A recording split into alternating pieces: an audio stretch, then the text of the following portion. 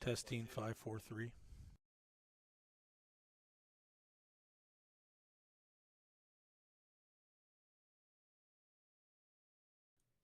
Hello? Hello? Yep.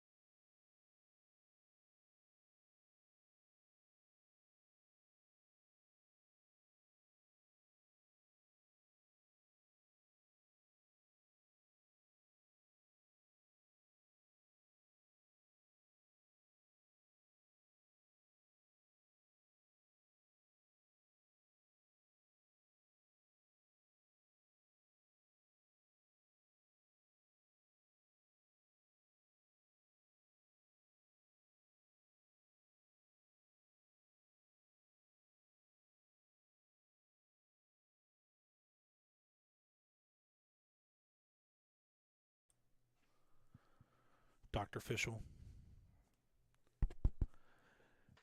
Testing 10-9.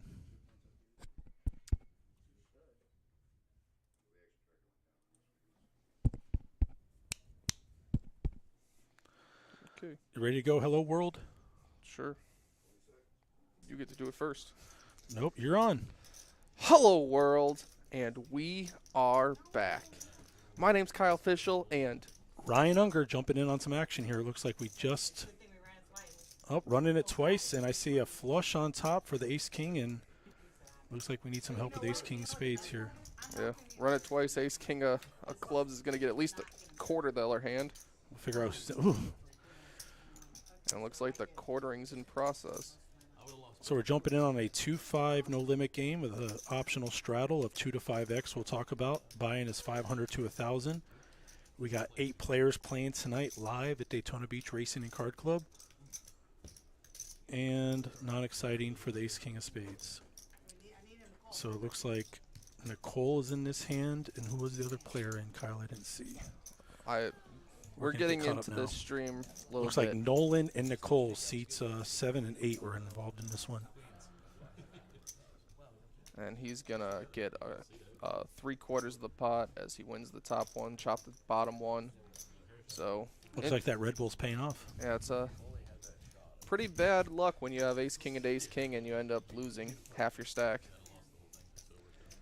So for those of you who aren't aware, we're going to be streaming the next 3 nights live here in Daytona Beach, playing some 2-5 no limit in preparation for future streams, doing some testing. Started a little bit late tonight, but we're going to see how long they'll let us go, and definitely going to have some fun commentating and let these players do some chatting on here too. Yep. Real quick, trying to get some links out there to anyone who wants to watch. We will be on Twitter, YouTube, and Twitch, I believe, this evening. Looks like Nicole is waiting to get some of this money back and see if she's going to have to reload here. I looked at my cards. It's going to look really funky. Had no clue you had a hand there. I thought for sure you had air, and then that's what's crazy. Definitely having a positive attitude after getting quartered like that. See Ted looking at the money saying yum yum. Yeah, Ted is probably our resident pro, just eyeing up all his competition there. So the black chips are 100, green 25, red are 5. So it looks like Nicole's getting a decent stack back to keep going here.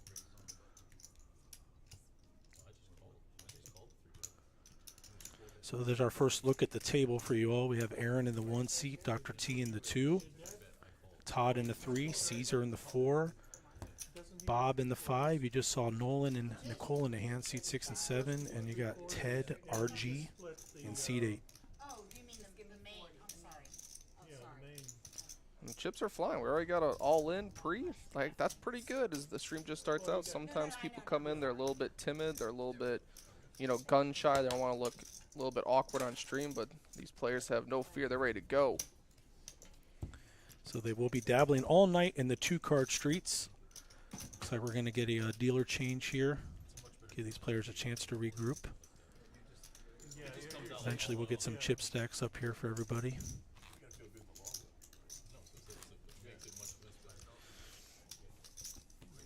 There's poker manager Joe LaRosa stepping in.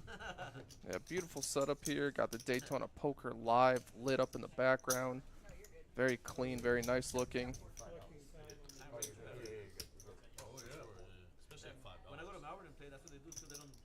We are quickly becoming the premier live stream location in Florida, growing and growing.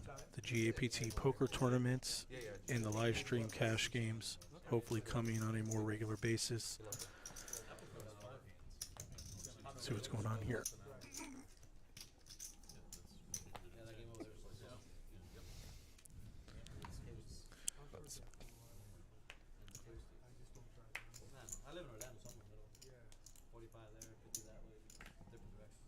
So the chat is open. If anyone is watching along wants to chat it up.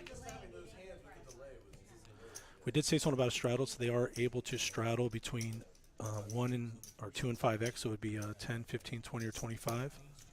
That'll be under the gun or on the button. It looks like right now Nolan is our big winner, about 500 bucks. Likely due to that ace king versus ace king hand, but it's still early. Anyone can make a big comeback or change the dynamic of the table with just a few lucky cards. Most players effectively have about 1,000 here, which was the max buy in the start.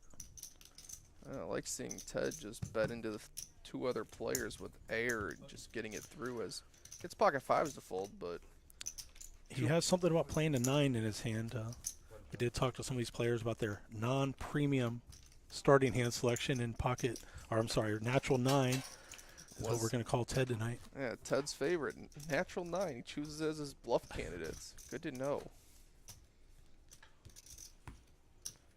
Looks like Nicole stepped away for a second.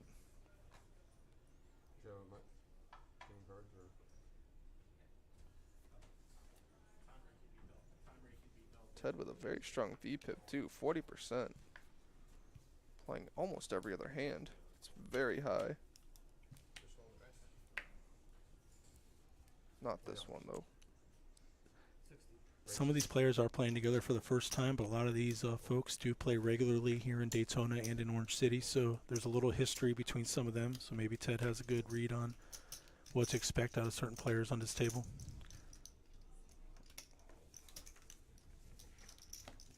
Was Caesar's favorite hand the 10-7? No, that's not him, but he gets a king-queen to fold. That's a tight fold from Dr. T, but still early. People still feeling each other out, seeing what's going to work, who's going to be the table captain, if you will.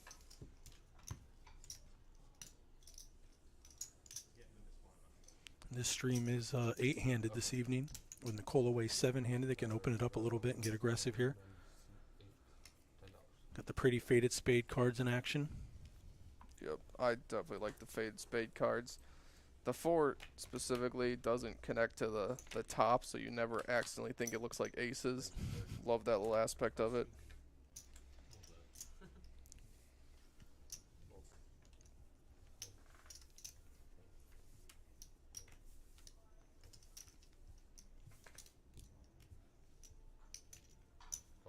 Ooh, Ted's going to defend an ace-6 off against 3-4 suited. The battle of the 1 and 8 seat. Board is ace-high, but somewhat connected. It's definitely better for the aggressor, even though Ted's not really going to go anywhere when he flops top pair, at least for one bet. Looks him up for 20. And now Ted is just never not continuing in this pot. And Aaron looks like he's waving the white flag, as he probably knows that this one's probably going to go Ted's way. Little value, you're not getting paid by 4 high. See ya. Yep, pretty standard. I like the C-bet. It's a board that favors an aggressor. Just it's not the best when your opponent just happens to have it.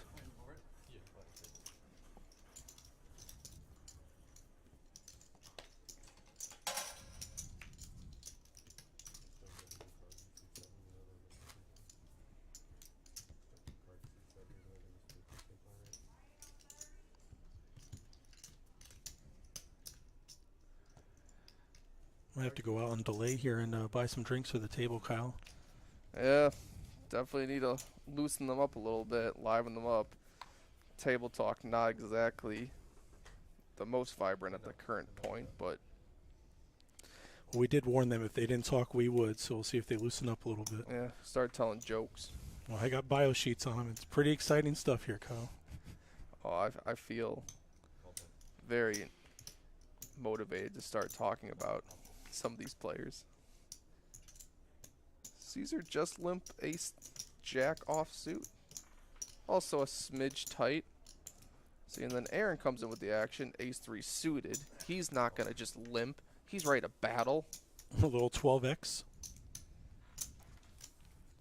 Well, if it gets through, it's a pretty profitable play, but he does get looked up one time right now.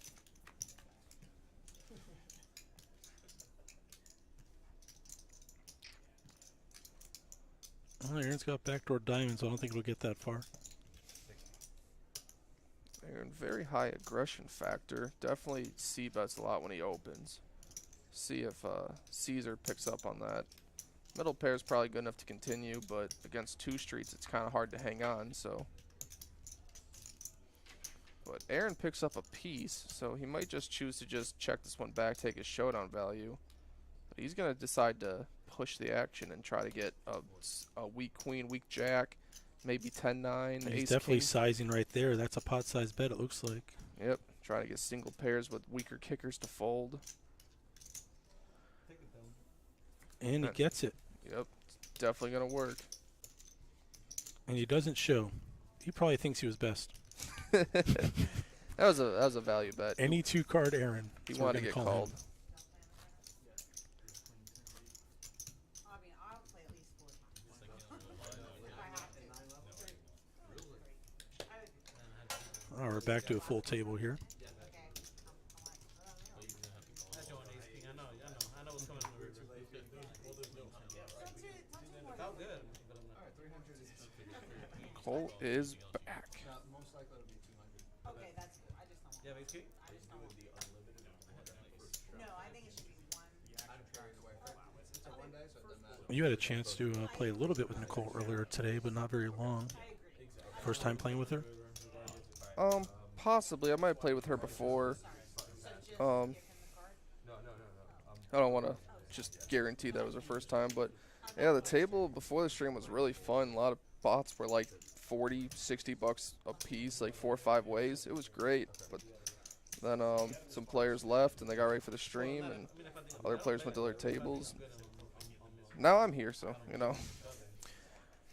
I heard she dabbles in the 4-card streets and plays some Omaha, and I think Todd in seat 3 also does. I think Nolan does in seat 6. I heard you have a video coming out with some 4 cards. Oh yes, the great game of Pot Limit Omaha. It is so much fun. Has that video debuted yet? No, it's about half finished. I actually brought my computer with me, so I'm probably going to work on it during the day tomorrow, finish it, get it up. Your staycation, workcation? Yep, so, because PLO's fun. You just have to make the nuts, say the magic pot word, everyone folds, you win. That is the 3-letter word on that game. Yeah. All right, I don't think they're playing the 7-deuce game because I don't think that's actually something that we do here, but I do see 7-deuce versus King 10. So Todd's looking to get talked about on stream. We'll talk about you, Todd. Well done.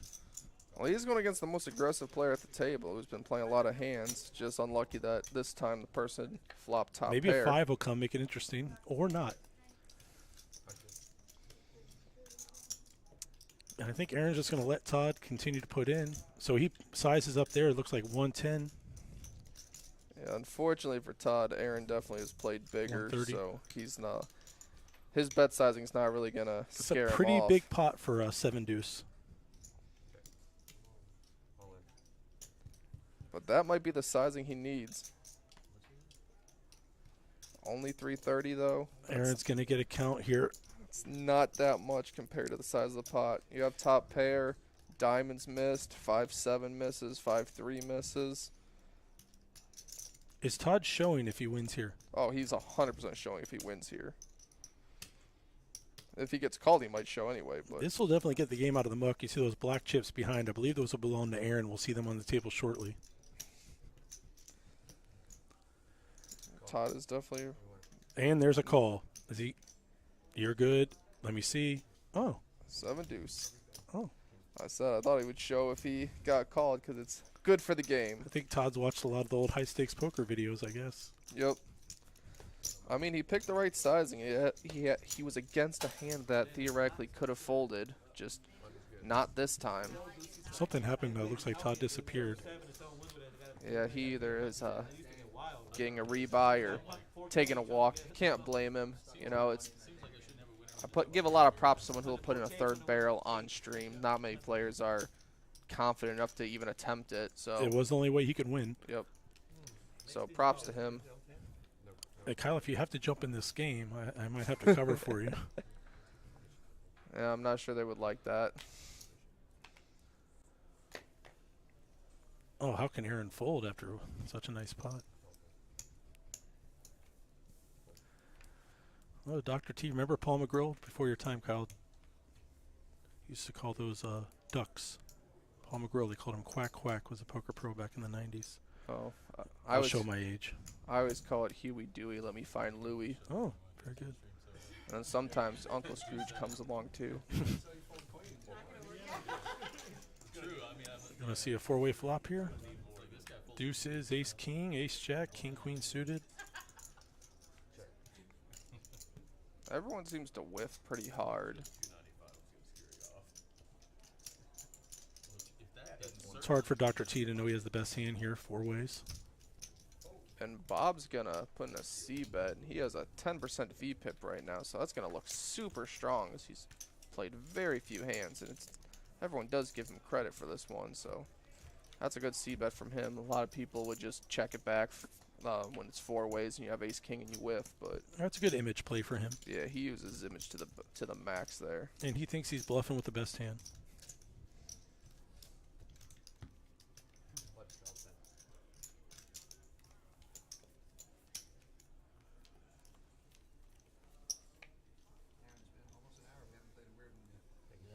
They have hearing talk on the table, they're trying to play a weird one.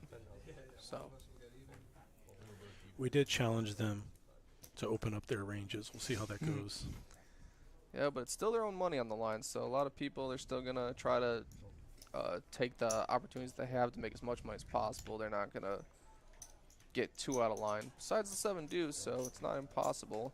And as I say that, Nicole gets a very wide but pretty good 3-bet to $85 with 8-6 suited. I feel like Nolan will see a flop here. Big suited gapper, but I feel like he's going to see a flop here.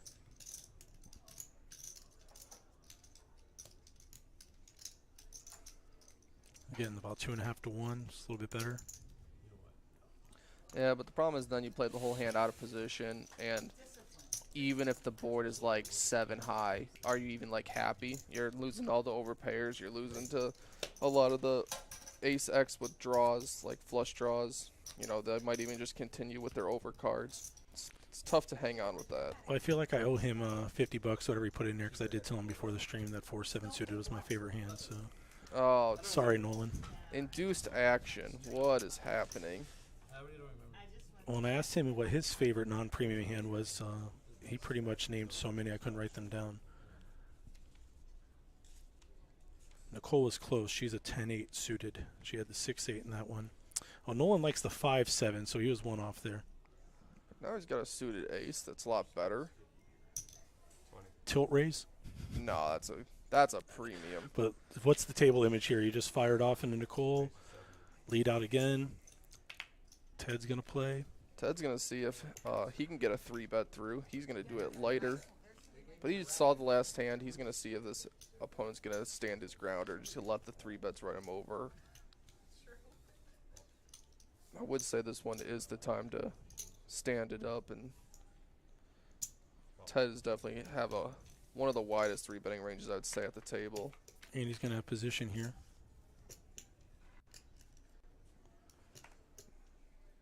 They both miss, but Ted does have backdoor hearts and backdoor straight possibilities, so he'll probably continue. And it gets it done. So far, Aaron's sitting on top, roughly 1,600. Dr. T just below starting stack, Kyle. I see Nolan sitting around 1,400. That's from that big pot against Nicole. Ted's a little bit above starting. Looks like Todd is back. Todd bought in for the max of 1,000. They are playing 500 to 1,000 tonight.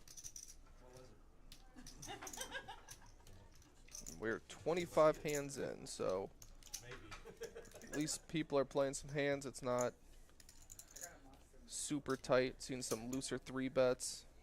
Seen some defends. Seen some all-ins. Maybe Nicole will go for the 7 deuce. Nope, not this time.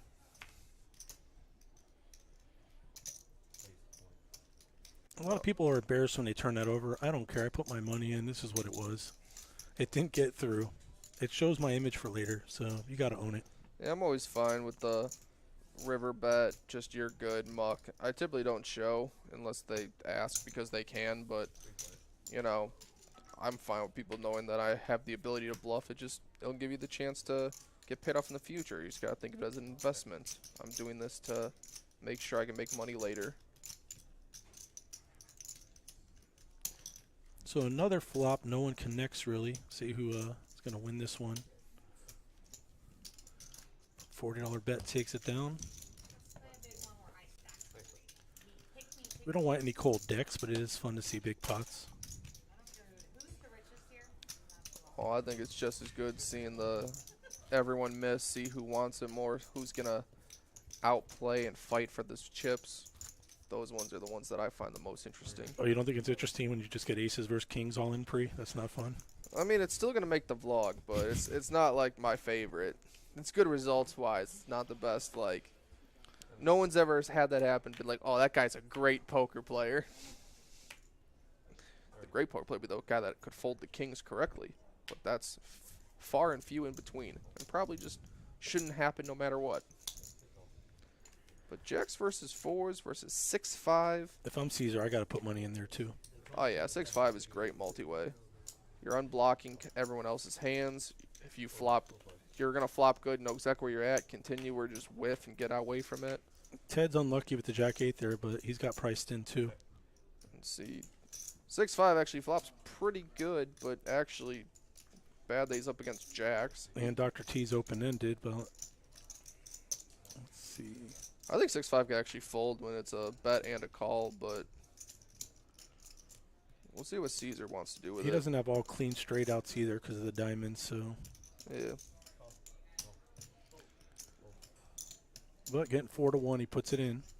So $300 going to the turn.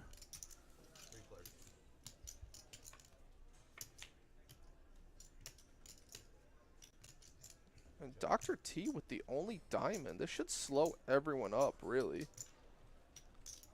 Aaron Dr. looking T. at 2 blackjacks. That's tough. Ooh, Dr. T gonna turn his hand into a bluff. I mean, he has a ton of equity. Any diamond, any straight card, even his 4. I wouldn't feel too great if my 4 hit because the ace is obviously gonna beat you, but He does have the second lowest VPIP at the table, Dr. T, so it does look pretty strong to put money in there. And 6-5 would have won. But Dr. T's gonna take his showdown value. Unlucky. He had so many outs, just missed them all. And Jack's doing a good job hanging on. Aaron's definitely playing a high VPIP, playing a lot of hands, but he's making the correct calls when he's put into the test, and he's been running relatively well, so he's definitely earned his stack of almost 2K at this point. He's been on a heater too. He actually came in second in our August GAPT event. It was 200K guarantee, and he made it to the final 2. Had a pretty good run. So he's definitely on a heater for the moment. And it only takes a few tournaments to really make the poker dream a reality. Gonna have a lot of bad beats, but it just takes 1 or 2 deep runs to really get it going. Caesar looks down at kings That's the hand we've been waiting for. against ace 10.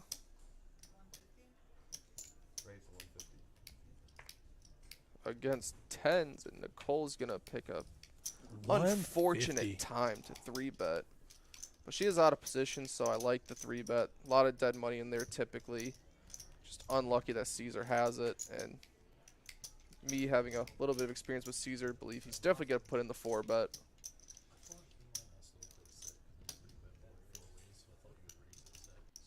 Yeah, that's just unfortunate timing for her. Yep, he puts it into 400.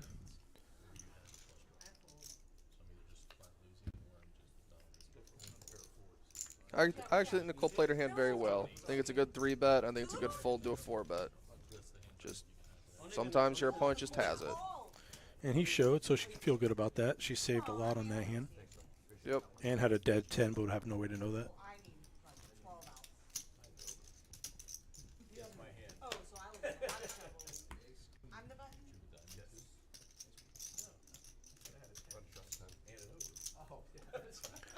Looks like Bob's away from the table for this hand. Yeah, he has to cool off after his ace-king bluff that went through, so, you know, he's putting a tweet out there about it. Gonna tell his friends. I'd like to know his Twitter handle, Kyle. We didn't get that information. We need his Twitter handle. He might think you're being inappropriate if you were to use the word Twitter in front of him, so Oh, I wouldn't do that. he might not know. But he's back. Tweets are live, you know. Told his friend. He did give me a story about the dolphin. We'll get to that later, his card protector. Oh, we need to learn about this dolphin. I thought that was a, like, little finger. I couldn't even tell what it was from up here.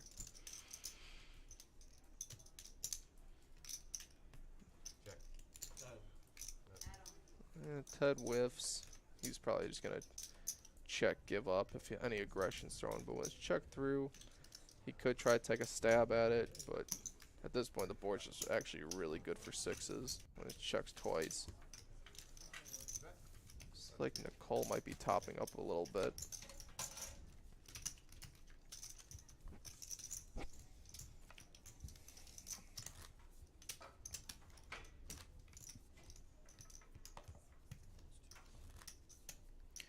So we are on a 15-minute delay. We're watching it with you. If you're on Twitter, Twitch, or YouTube, thanks for joining us. You want to shout out anything to Kyle, or as I call him, Dr. Fischel? Oh, no doctor. I do have a master's degree, though, so that's a fun little nugget there. Decided to study the finances of the world. There's a lot of overlap between poker and finance. Expected value, variance, downswing, all that. I like when you use those terms at the table and trying to educate the other players during a hand. That's my favorite. Yeah, just like trading stocks. It's an easy game. Two queens for Ted. But no action, Raise and take it. which is unfortunate because Ted is very, very active. You'd expect him to get a little bit of a at least call down, but maybe because of his aggression factor, people are a little wary to tangle with him. Tell me about your upcoming tournament. So actually we have two tournaments to talk about tonight, Kyle. This Sunday we actually have a big one-day tournament, 100K No guarantee. way. Yeah, 500 buy-in. Going to crush the 100K guarantee. We have been crushing every guarantee over here at Daytona Beach Racing Card Club. There's actually satellites for $70 to get into that tournament. Satellites Wednesday, tomorrow evening, 7:10 p.m., and two satellites on Saturday at noon and 7. But the $500 GAPT Championship one-day event, giving the players 25,000 starting units and 30-minute blinds. It is a one-day tournament, and I'd expect that prize pool to be closer to 150K. So if anyone's interested in coming down and playing in the Great American Poker Tournaments, we're doing that this Sunday. And then in March 11th, Kyle, we're doing a $300 one-day 50K guarantee.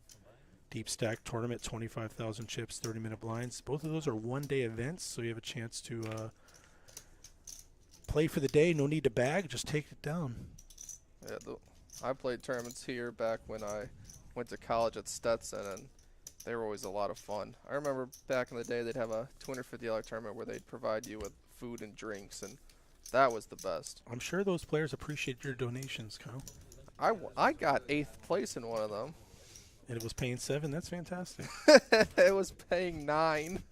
I got there. Were you the guy in the bubble asking for $10 from everybody? I was not, but I've seen that guy, and I was happy to give him $10 before.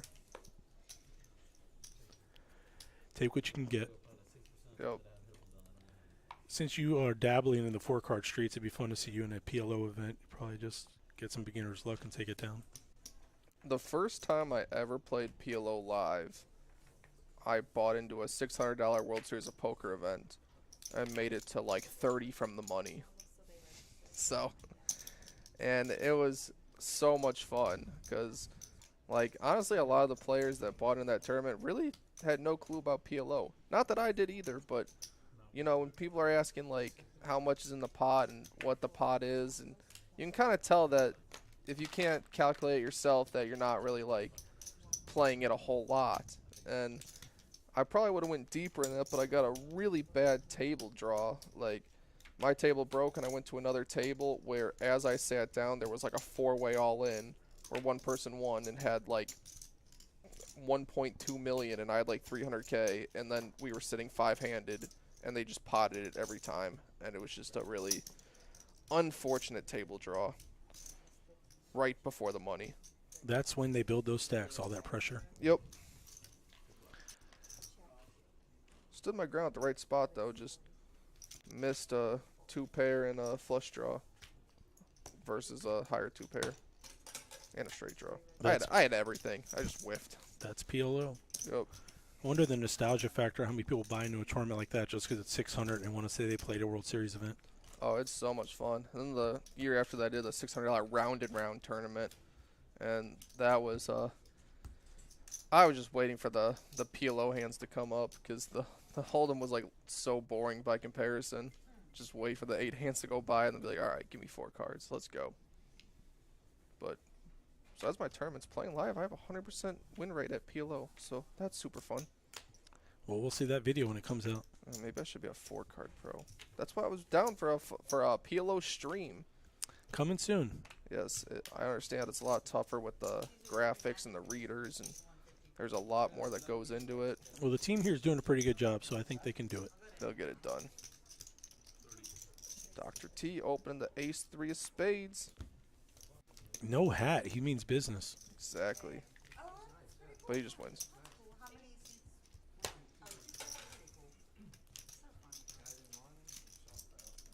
Seems like Caesar's taking a break for a second. He didn't get a lot of action on a hand we were just watching a minute ago. He had the Queen 4 with what, an open-headed straight flush draw? Yeah. He had a straight draw and a flush draw. And didn't get a... And he is back. He is back. But he did get a 3-bet with kings and get a good, $200 on that hand. That's helpful. Nothing wrong with winning $200 pre. No flop required.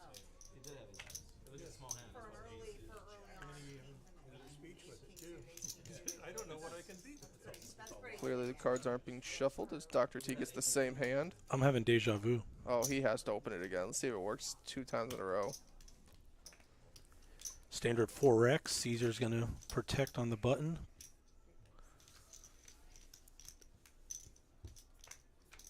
Cole as well with the king-queen. 3-way action and 3 diamonds. No diamonds showing for anybody. Cole, a quick look at her chip stack right when the cards are dealt.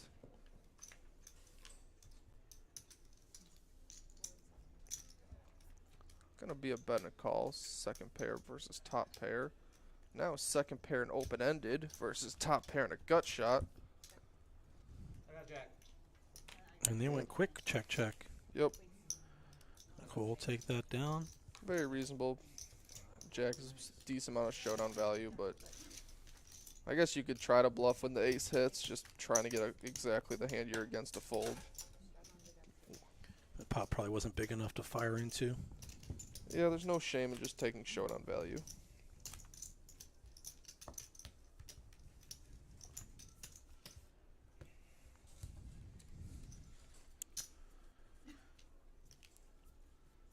Looks like Ted's in for a straddle here. I can't see if that's... Yeah, last time was a straddle too. I'm sure they eventually talked on putting the straddle on. Add some action so that at least when there's a straddle on, there are no chops. You have to complete it or, the straddler wins. He's choosing to go for the $10 straddle. They are able to go up to 25 on the straddle tonight.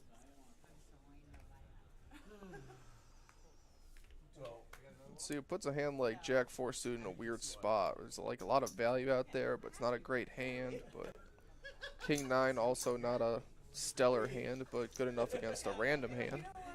She was going to call there. It looked like it's better off putting the raise in there, right? Yeah, absolutely. You want to at least establish the betting lead and possibly just get your opponent to fold all his junk. She's unlucky because he does have a flush draw here. If you like to continue, she technically still has the best hand.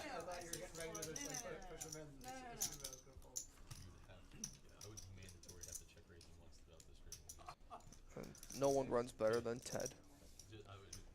even better when you get bet into when you make your hand. He does run a lot. He's a pickleball professional now, it seems. Yeah, he offers training courses. Go to his website, ted.pickleball.com. A shameless plug there for Ted. Board pairs, but Ted's going to definitely go for some value here. There's plenty of hand suit. Get paid by ace-jack, just jack X. Oh, he goes big with it. Over 2/3. But he has a strong hand. Is it trying to make it look like a steal to get paid off? Does all in work? I don't think he ever thinks his opponent has less than a pair of aces. Like a C-bet with just ace-high, turn an ace, bet again, and now try to take your showdown value at the river. I think he's just targeting a hand like that to try to get paid by. But unfortunately, his opponent had nothing they could really call with. So the sizing's even better because, you know, you're getting paid when they have it, and they're not calling any bet anyway. So it's good to size up there.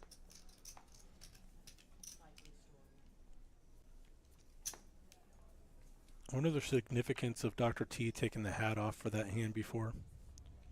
You wanted to stare them in the eyes, read their souls. I didn't ask this. I don't, not that, are we even allowed to chop? And I have no idea. Yeah, it seems like it's tightening up a little bit. Sometimes the straddle makes the game amazing, and sometimes it just really hinders it. I was playing one time where we were doing 2, 5, 10, and every pot was 30, 40, whatever, 5 ways. We agreed to put the double straddle on, 2, 5, 10, 20, and then it got like 4 walks in a row, and we're just like, all right, just 10. So sad right now. Looks like Nicole got an extra card there, so that's going to be a dead hand. Get my $2 back if you win. Oh, she deserves the extra card. Like, would you tell her she couldn't play 3 cards? I feel like for one hand you could just go crazy Yeah. pineapple. Yeah, just let her play it. Like, it's fine. Don't worry. Against 4 deuce and queen 6, she deserves 3 cards. Got one of the better flops for 4 deuce. He even gets a club too. And yeah, Ted's gonna just bow out of that one. And a jack. We want it, yeah. You see that? You see that flop? We're going. We're looking at it. Definitely need to call the server over and buy a round of shots for these folks. Yep, definitely. What's your go-to poker drink, Kyle? I'm partial to a Blue Moon. I like to grab a beer and sip it, but there's sometimes at Orange City with the right table and the right gentleman where we will just have full alcoholic drinks, which are always nice. Makes the game a lot more fun. You've been known to do your live stream or your meetup games over there, actually. You do a little 1-3 action. Yeah, Orange City 1-3. It's so much fun. $500 max is a great game because most people are willing to put in a $500 bullet. But if you're like a 2-5 regular and you play 1-3, you're willing to throw $500 in. If you're a 1-2 player playing up a little bit, typically if you're a winning 1-2 player, you can get a $300-400 stack pretty simply. So this is kind of your shot taking versus some looser, easier opponents. And then, you know, similarly, if you were just trying to play like super big stakes and you were a 2-5 player, like not many people are going to throw in like a full $1,200, $1,500 bullet, but they will throw in a $500 bullet pretty happily. So that's why I like those stakes, at least for the meetup game atmosphere. You know, if it gets bigger, not many people are throwing like the 1K bluff in, but When you have the variety of games that we offer at Orange City and Daytona Beach, you're able to take shots and move up or even move down on a down streak. But Omaha games, No Limit Hold'em games, between both rooms, there's plenty of selection. yeah, plenty of variety. Just you can even like find a table, see another one that looks a little bit better, go to that one. Really just play wherever you're comfortable. I remember a bit ago they had a list for a 1-5 7-card stud. I'm gonna try to get that going eventually because I want to be the first vlogger playing a low stakes 7-card stud cash game. We ran a 25-50 horse game in Orange City for a day. You know, That'd be if players fun. want to play, we'll put up a list and definitely offer whatever games people want to play. Oh, we're gonna get a 7-card stud game going. The 1-5 spread, you got to teach the spread limit betting. Yep. You're a pretty big favorite here. He's got a peel. I guess he was in the dark, and he turns over the nut no pair. Yeah, it seems as though these players are gonna at least Ted and Aaron are gonna do flips if it folds to them, which is good for the game. You know, That's not good for insurance reasons. Flips are very scary. Kind of. oh, it depends on how good you are at landing them. How about you? Yeah, no, definitely. You're gonna go out there right on the table, right to the floor. Yeah, that'd be a workman's comp nightmare. I want you to stick it, Not like no happening. wobbling, no extra step, just plant I think it. the wobbling speaks for itself. We're not going to have an issue. Definitely need the players to loosen up a little bit, Kyle, so maybe we'll do shots for them. Maybe they catch you on a table after the stream. Yeah, my plan is definitely go out there play some cash afterwards, because I'm here to work for the commentary, but I'm also here to make more videos. So, I thought you were going to say donate. well, that too. That goes without saying. You know, I got that YouTube money to give out. Yeah, but definitely trying to pump out like one video every week consistently. So that requires a little bit of traveling, a little bit of always filming and working, and having a lot of content, you know, lined up to come out later. When the pandemic happened, you actually hit the streets pretty hard on YouTube and were able to make a benefit out of that. Yeah, it was good because Florida opened up before a lot of other places, and that was great for me. You know, obviously for the vlogging sphere. You know, a lot of other places were still shut down, and no one could really produce anything. But I was able to get some stuff done. And also the games were great because after you were locked up for like a few months, people were not coming out of their homes to fold. Much like Bob here, who turns a gutter and a king high flush draw. Against third pair and nothing else for Nolan, so... But he's going to get to see it for free. And he rivers the kind of the nuts. What kind of Nuts sizing? straight. Oh, he's hoping for a bet here. Should not check. You definitely want to bet that one yourself. What would you put in there in a $200 pot? I'd put in like 80, a little under half pot, because I don't really think my opponent has a whole lot. Like, if somehow he has like Jack 10, then he might even raise himself, so that's great. But besides that, he's not really repping a queen or anything better. You're blocking one of the hearts, so he never really has a flush. And you really can't have like 8-9, so there's not like the strongest hands to get the value from really aren't there, so you have to go small with it. But having what just happened of it checking through is really not what you're looking for. That's the when worst you make case your scenario. hand. Definitely Yeah. kicking himself for not even putting out 50, 80 you said. I'm thinking like 120, but I'm one of those old school 2/3 guys, and that's why I'm commentating in your plane. I'm commentating too. What do you mean? But this is your game. Yeah, maybe someday I'll be on the stream version instead of the commentator's booth. Yeah, this is 2.5, like $2 and $5. I'd be like the 2 and 5 cent. There's nothing wrong with that. You can still make like $10 a day doing that. Yeah, that pays for travel soccer if you have a kid, so that's good. There you go. Just go collect those medals. True. Well, we got some limps, some suited cards. Well, looks down at 7s. He's probably gonna try to squeeze it a little bit. So they've been playing an hour and a half now, so they've got to really feel on what everyone else is up to, and no one's really super stuck in this game to this point. There's been a couple rebuys, but it seems pretty reasonable. Yeah, Todd down almost 700 right now, but besides that, no one really doing too bad. Nicole down 5, but nothing's insurmountable. Everything's one hand away from being the biggest winner at the table. And it's hard to flop an overpair with 7s, but Nolan finds a way, so I definitely like a bet here. You want to charge all the random overcards, like exactly what your opponent has. If he wants to continue with King 8, he's definitely paying to see what comes out, but your hand benefits from some protection. You can just win $70 really easily.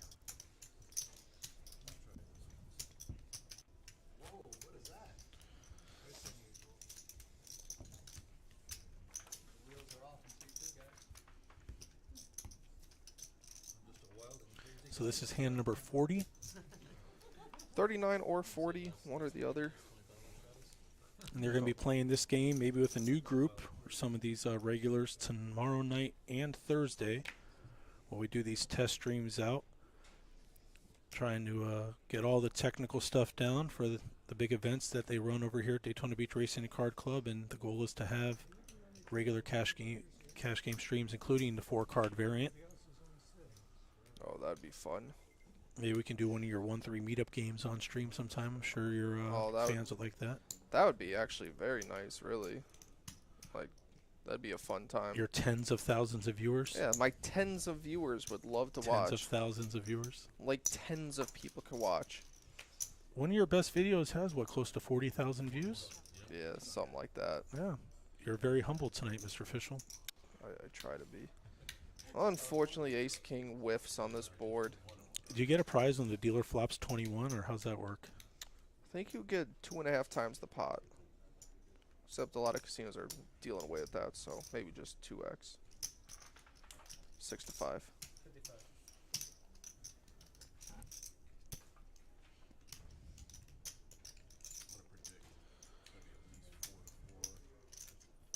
I do like the peel with Ace King, but even better is a check raise. I mean, her overs are definitely live. She's extremely fortunate that Caesar doesn't have a hand. But this raise, you know, you can get hands like Jack 10 of diamonds to fold or put in more money with, you know, a weaker hand. But just some aggression and some moves. The old raise, suppose semi-bluff, but could be regular bluff, gets it done.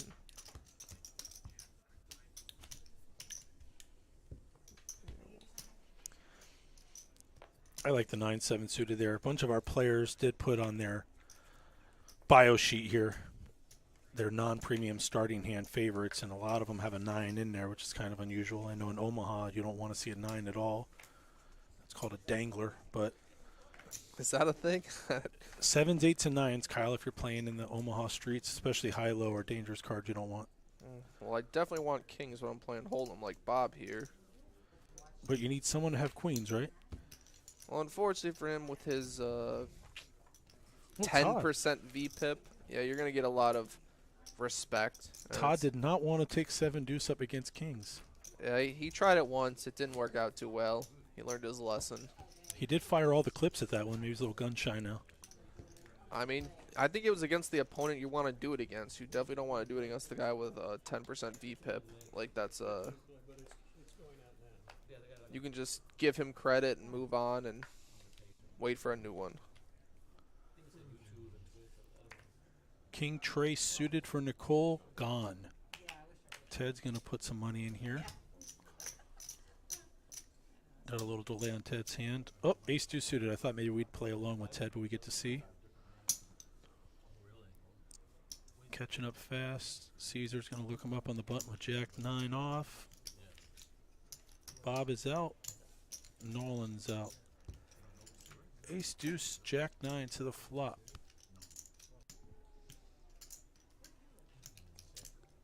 And the deuce hits, but bad news for him. We have trip jacks. See if Ted can sniff this out. No, Ted loves this board. It's unlikely you're against a jack. He's got backdoor clubs, which he turns. Ted's not slowing down on this one. He can get all hands like 6, 7s. Well, not 7s anymore. 6s, 8s, 9s. You know, king, queen. He can get all those hands to fold. How about a 9 of clubs on the river? Is that an interesting card? That will cost Ted a lot of money. So, I would not wish ill on any player, but it would be an action card. Trip jacks. Was that a Min nice raises. raise? Min raises it. The click raise. I mean, that's fine. What does that mean to Ted? What's he thinking right now? I think Ted's just thinking he has a jack and he's hoping to stack him with a club, truthfully, because that's a bad card for Ted. The 3 pairs never good? Ted might just pay this off. He's getting a good price. He beats.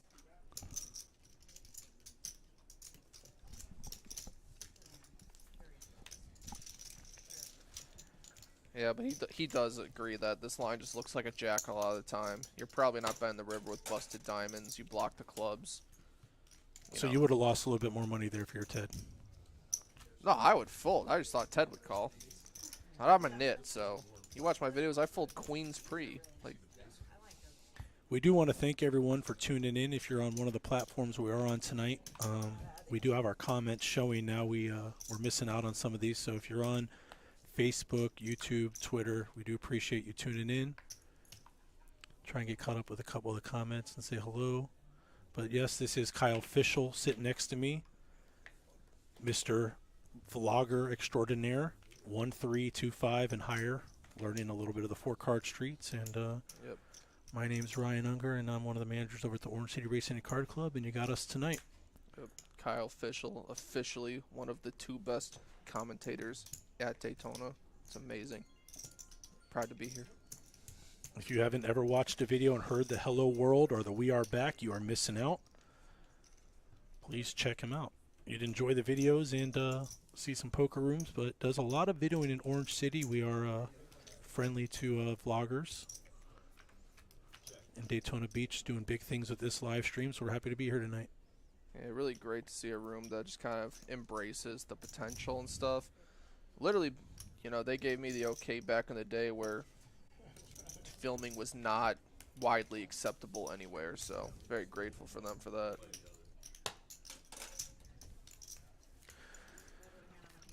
So David has seen Kyle fold king pre-flop. All right, well. Hey, it was correct. It was correct. It was against aces, and I knew it. But I have folded queens incorrectly. Is that why knit is stitched in the side of your hat? Oh, I'm sorry, that's just dirt. Oh, that's the tattoo on my forehead.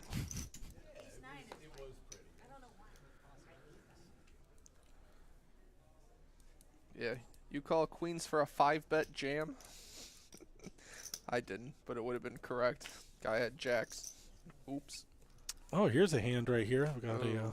Dr. T going for the limp re-raise. Let's see. Oh, Nolan's probably gonna raise 5s on the button. He raised 7s previously, so 5s is probably gonna be in there. And he's gonna be given the bad news very shortly if Nicole doesn't get it first. That is. What'd she say? 120? Yeah, this is. You wanted a cooler, Ryan. You put it out there. You put it into the world. Here is your cooler. Oh, I want to feel pain here in a minute. Congratulations. Very concerned look on Dr. T's face. Yeah, very good acting school. The hat's still on, so I don't know. He's not like his Oreo cookie tell here. Yeah. And truthfully, he looks genuinely concerned. It doesn't look overly fake concerned. I see a lot of people, they just go over the top with it. But, I mean, the Rays should just have some raging alarm bells. He does have raising chips there, and this is going to save Nolan a lot of money because I think he calls. Nolan's putting his money in. Yeah, Nolan probably would have called, but he definitely can't anymore. But kind of an awkward stack. Yeah, he bets 400. It's 700 effective, so he Yeah. committed himself, and she's Yeah. in. So let's see if they run it twice. I don't know what these players decide to do Yeah, regularly. I think Nicole would go twice. Bets 500, leaving only 200 behind. Like, it's so goofy, but the hands just kind of play themselves. Take your time. It's okay if you don't. I understand. No problem. I think they're agreeing on what they want to do here. I knew when he went, I swear, and he raised and said, "All right." I'll do whatever she wants to do. Twice is nice, but you don't. I didn't see any kings folded. You can hear the pain. There's nothing you can do there. Apparently, Nicole doesn't follow your rule about folding kings pre-flop. Well, neither should she. I mean, obviously, it's an easy game. Just flop the king.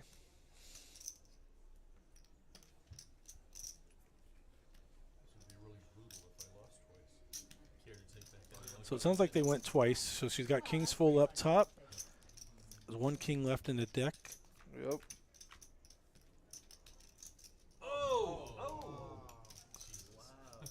King in the window, huh?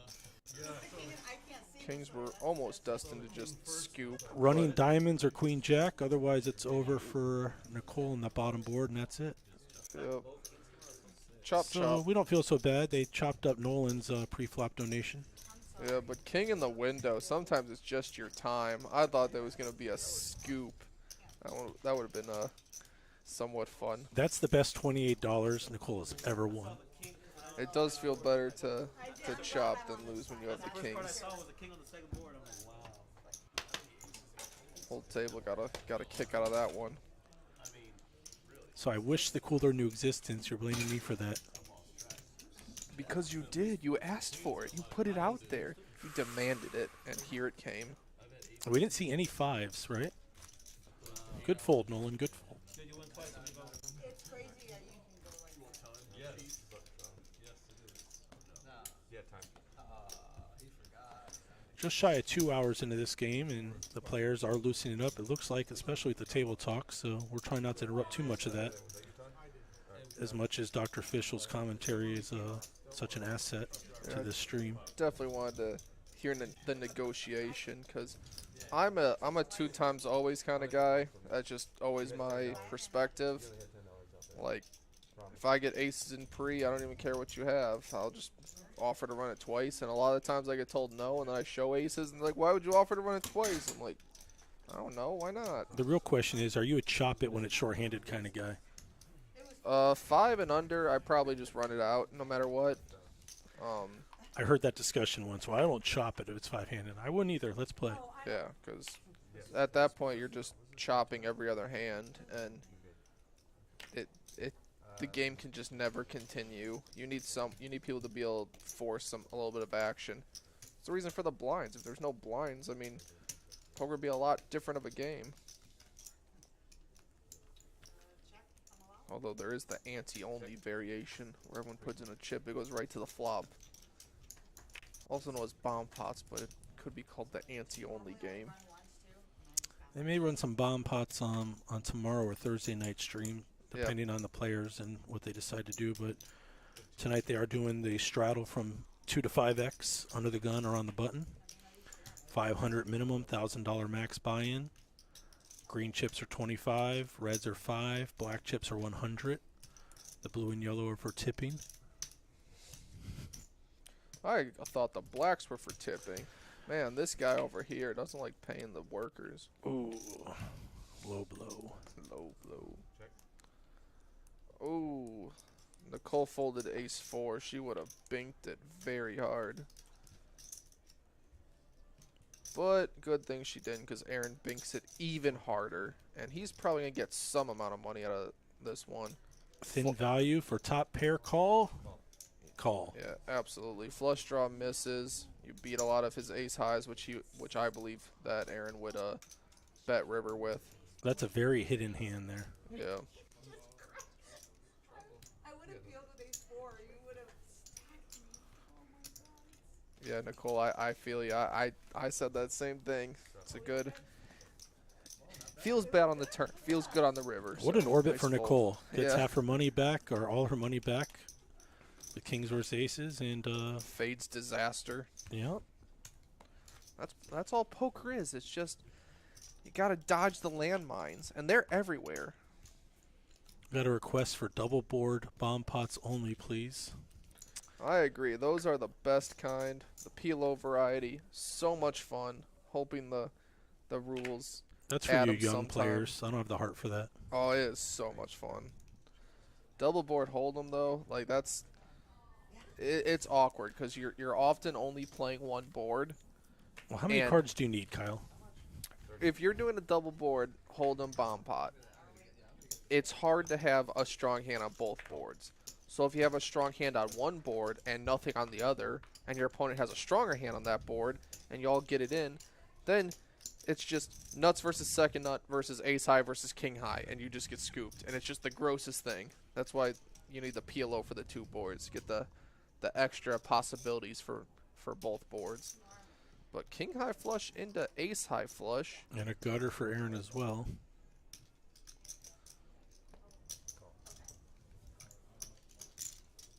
Is the heart gonna come? What do you think? I'm trying not to wish these things into existence. I like Aaron and Ted. You're trying to put me in a spot here. Well, there you go. No blood. Saved by the deuce. And bluffing with the best hand. But this hand may not be over. Ted might think he has to bluff with the ace blocker, and then Aaron might think he has to rebluff. Aaron is capable. What do you think? I personally, I think he's up Ooh, he grabs chips. Personally, I think he's up enough where he can just wait for better spots. When you grab chips that fast and make a look at the players, that usually lead to a fold. It usually does not lead to a raise. You think he's really going to get a hero call of the king here? I think he's just going to lean towards fold, personally. Just going to think about it for a little bit. The quick grab and look to see if he can get a reaction. Yeah. Ted's not giving nothing up. These guys play a lot together and they know. But Ted's not giving anything up. Yeah. He has a very good candidate to raise with as a bluff. It's just, Aaron did not want to get bluffed, but he's way ahead, way behind there. yeah. Was bluffing with the best hand.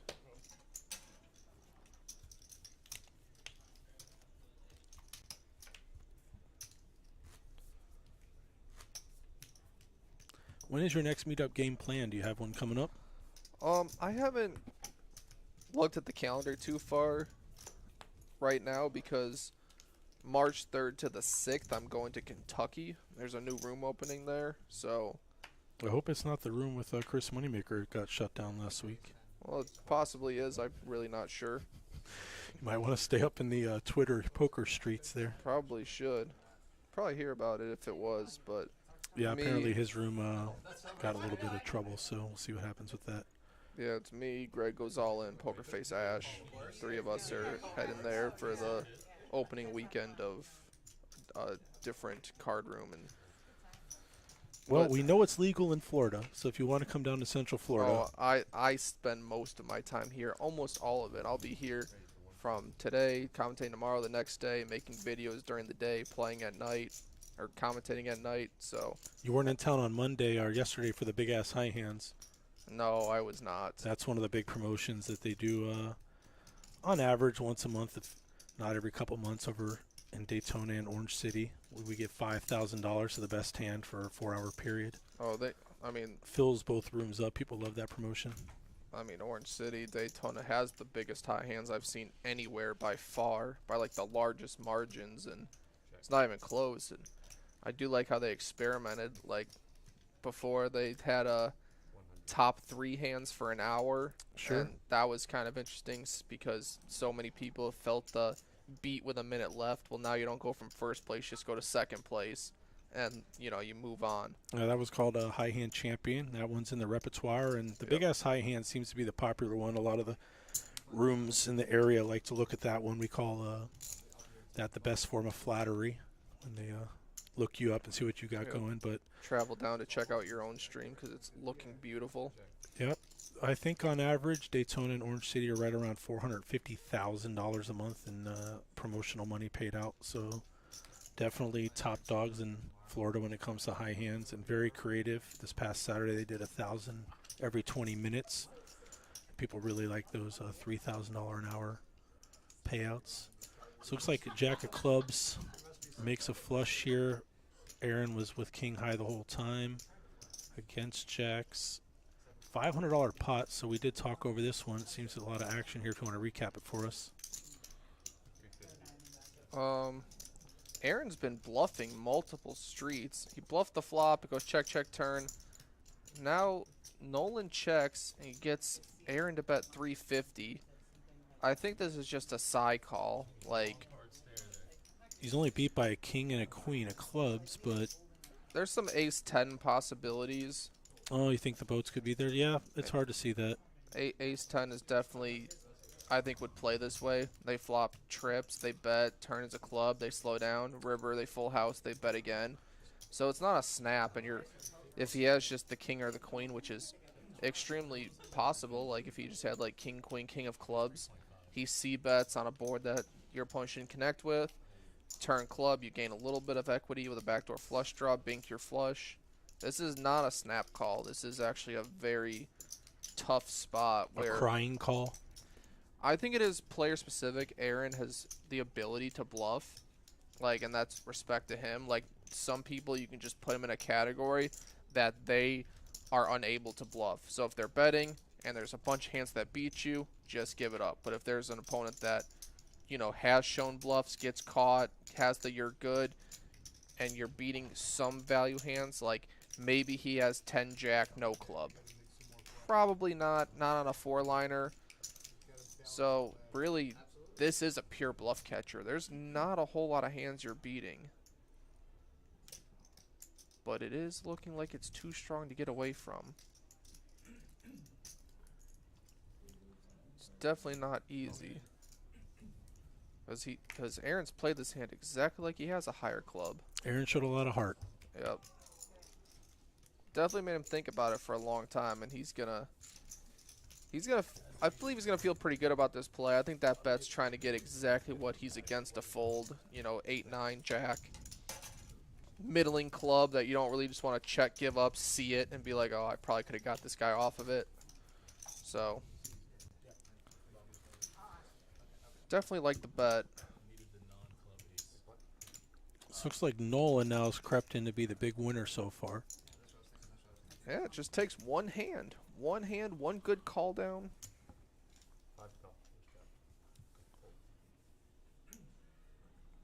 One player to pick a spot and just go with it. You get lots of flushes with clubs, huh? And that is not an easy call. That is a pure bluff catcher with a jack high flush. And that's him and Aaron have some history together playing a lot. Yep. He knows what Aaron's capable of. And that's just respect. Like, if opponents don't have bluffs, you have to just let them have it. But he knows it's possible that he could have a random king high or maybe just a random ace he's turning into a bluff. He just doesn't want a medium club to see it. Well, Aaron also knows that it takes a good player to fold. True. Thinking he can get Nolan off that particular type of hand here. So it looks like a flush draw That's with a pair. very good flop if you're going to play jack deuce of clubs. But can he hold on? That's a large bet, looking like he's trying to make sure that flush draws cannot continue. Look how close those equities are when you have a pair and a flush draw. Oh yeah, that's why you should like get it in some of the time. You're almost never bad to just get in with a pair and a flush draw. I've had it where I would just jam there, get called by king, queen of clubs, and just hold deuces are good. And then it's the opposite where it's ace x, and then you hit your club and you're good. You're nearly never drawing dead. But when you miss the turn and your opponent continues, it gets a little bit tougher. 100 into now 260. So you gotta be thinking to yourself, are you gonna get paid if you hit your club? And I think he could, but I think you should lead if you hit your club. Let's see if he agrees that this is a lead. Dr. T may fold here for maybe 150, 200. He does have the 10 blocker. Caesar does decide to lead, which I agree with. If this checks through when you call twice and make your flush, that's disastrous. Having the 10 of clubs for Dr. T is quite bad for him specifically. It might talk himself into a call because, I mean, besides queen jack of clubs specifically, there's not two high card club combinations out there. I mean, his opponent doesn't have a high card club combination, but that's something to consider when you have the 10 specifically. Does it change your thoughts knowing you're against the big blind? I think that you could just give him credit for pocket fours, pocket deuces, deuce four as well, maybe 3-5. I think those are in his range compared to 10, other 9 of positions. clubs? Well, I mean that you can't have 10 9 of clubs. Dr. T has the 10. Jack 9 of clubs, queen jack of clubs. Yeah, but I'm just saying if you're talking about the big blind specifically, you're talking about like the lower cards, like, and he decides that his 10 of clubs is a good enough blocker, but. I mean, the lead could even just be like king 9 offsuit. It could be ace 4, ace deuce some of the time. There are some 2 pairs that might play that way, although they probably just check call river. But when you're losing to even like a lot of 2-pair combinations that are possible, I mean, with the lead, you're hoping he turned 4-5 offsuit into a bluff when the club's complete, which Caesar might do. I mean, it's possible, but there's very few hands that are bluffing there that you can credibly put your opponent on. So you kind of just have to,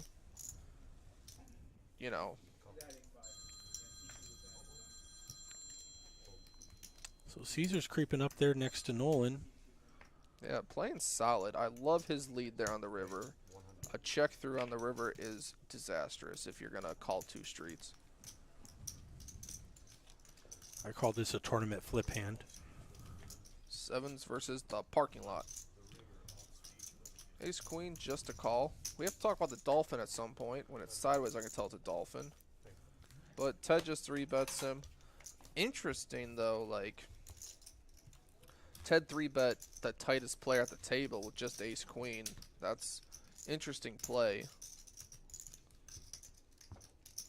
But maybe he just thinks that he's a level of tight that will just fold to 3-bets unless he has a super premium. We can also maybe see our VPIP tracker and see that Bob is low man on the totem pole as far as the voluntary putting chips in pot. But that's what I'm saying. The only hands he's played are ace king and kings. But now you're going to 3-bet into that range. Ace queen just not good enough for a live stream. Kyle. Yeah, you're just going to... You have to... He probably understands that it's so tight it's like a fit or fold. He either has a premium and it's a 4-bet I could fold, or he's just going to let it go and I just win the dead money. But that's what I'm saying. It's a very interesting play to 3-bet the tightest player at the table with just sevens. Looks like Nolan and Aaron are going to battle again. Neither of them hits anything here. Nolan with the nut, no pair so far, and Aaron with 10 high. Yeah, but we've seen in the past that Aaron doesn't have to have anything to just put people in horrible positions. He is leading the way in showing heart tonight. Takes that one down. So back to the little dolphin. Back in the day, apparently, Bob was playing maybe in the Bahamas with Umberto Brenes. I don't know if you're familiar with the name. No. Umberto Brenes was famous for playing shark is what he would say, and he'd be all in, and he had everything was shark with him, and he had the big sunglasses upside down. He made a couple TV runs in the World Series in the early 2000s. So Bob claims that he played a tournament with Umberto Brenes and had to bring a dolphin because dolphins protect you from sharks. Is that a thing? Well, I know killer whales, which are part of the dolphin family, to get technical, can kill a great white, but I think Bob's stretching it there a little bit. Oh, that's the reason. I'm just going to kill a whale then. There you go. And Ted opens it up, or Aaron opens up to 30. Ted's going to defend the Robbie. Truthfully, that is the Robbie if it was the Jack of Clubs and 4 of Diamonds. A lot of people don't know the exact suits of that hand, but that is the suit of them. But he flops nothing, and Aaron has a flush draw, so pretty easy. Just let go. You play a hand on stream, and you get a nickname. Yeah, sometimes you can't just jam with Jack 4 offsuit. But it would have worked this time. Against what I think Garrett was 7-6 suited too, so maybe it's just the kryptonite.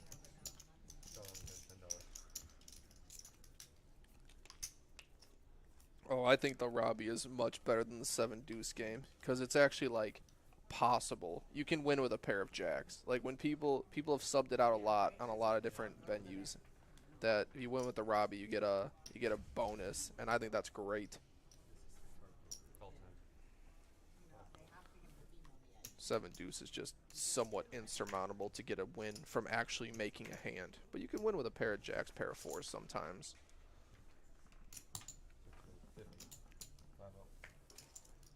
Todd gonna limp ace 10.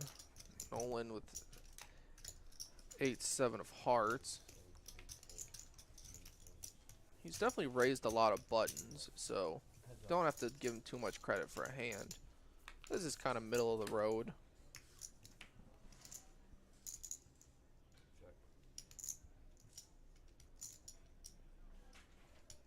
Ace 10 feels very comfortable right now. 35. Like, it can pretty happily just check call 2 streets happily, 3 streets it gets hard, but at least now it's a pretty easy check call. See if Nolan turns a 6 or a 9. Does get the 6, so he might feel incentivized. Oh, Todd just leads. Now Nolan's in a goofy spot. He probably has to just continue with open-ended, but he definitely needs to connect if he's gonna win this pot. It's hard to bluff your opponent when they lead turn like that. They're just basically showing a lot of strength. Bingo. And he gets it. Oh. how Lead much- the turn, check the river. Oh, man. I like polar here. You want to look like Miss Spades. Like, your opponent led. He has an ace. He just has an ace minimum. Like, I don't know what his kicker is, but he has something, sometimes a set when they do that lead. So you want to go real big with it. Is that a crying call for 2 1/4? No, it's pretty much, I wouldn't say crying, more of just side call. There's side call and there's crying call. There's different levels. Was that the perfect sizing there? I think he could have got more personally, but, you know, I would never fault a man for getting paid on the river when they get their hand. You know, you definitely don't want to hit your open-ended, bet 400 and get a side fold from ace high, or pair of aces. That'd be disastrous. So Todd knew on that river he was just going to check call there. Yep. Show down the ace. So it looks like Nolan has crept into the 2K territory here. So he wants this game to go all night, it seems. That's what you have to do with that hand, though. Like, when the spades miss, like, you are just a pure check call. And that's why I said when spades miss, he has to bet a little, or Nolan has to bet a little bit bigger. Rep like he did if he had, like, king, queen of spades. And then, because sometimes you are going to have king, queen of spades, and you're going to maybe want the ace to fold. So you got to balance it a little bit when you just river the nuts. Don't teach me too much because I'm going to end up donating at the table I'm before trying too long. I'm trying to teach the viewers, get y'all a following going. Start tuning in every week for official poker lessons. Ace, queen, and fives. Top pair flop for Ted.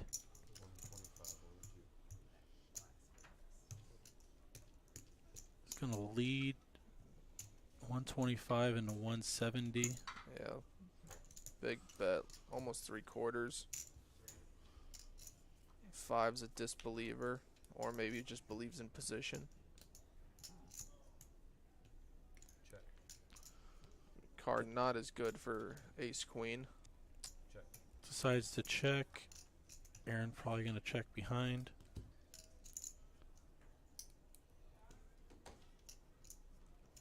No one runs better than Ted, so I don't think this changes anything. Easy Ted may go for value, and I think Aaron's going to get away. I think this card makes it more likely Aaron calls. You think so? All right. I'm not sure he will. We got a push-up bet here between Kyle and I. Oh, okay. One of us will be breathing hard on stream here in a second. Oh, okay, we're doing push-ups. I think he's going to call this one. 175, so now he's getting better than 3 to 1. So he has to Maybe put not. If the 9 was an 8, I think he would, because you want 10-9 to miss, but 10-9 still has a pair that beats you. But did he say call? He did say call. I guess I'm pushing it up. Yeah, I told you. When your opponent has bluffs, you have to call them lighter. And Ted has bluffs, and that's why he's a professional. What's in that bluffing range? That's why he gets paid. Ace king, ace king, 10. Ace king, ace 10. I wanted to say 10-9, but that turns a pair that's better than you, so it's bad. Besides that, Oh, we got the watch check by Aaron. is the stream almost over?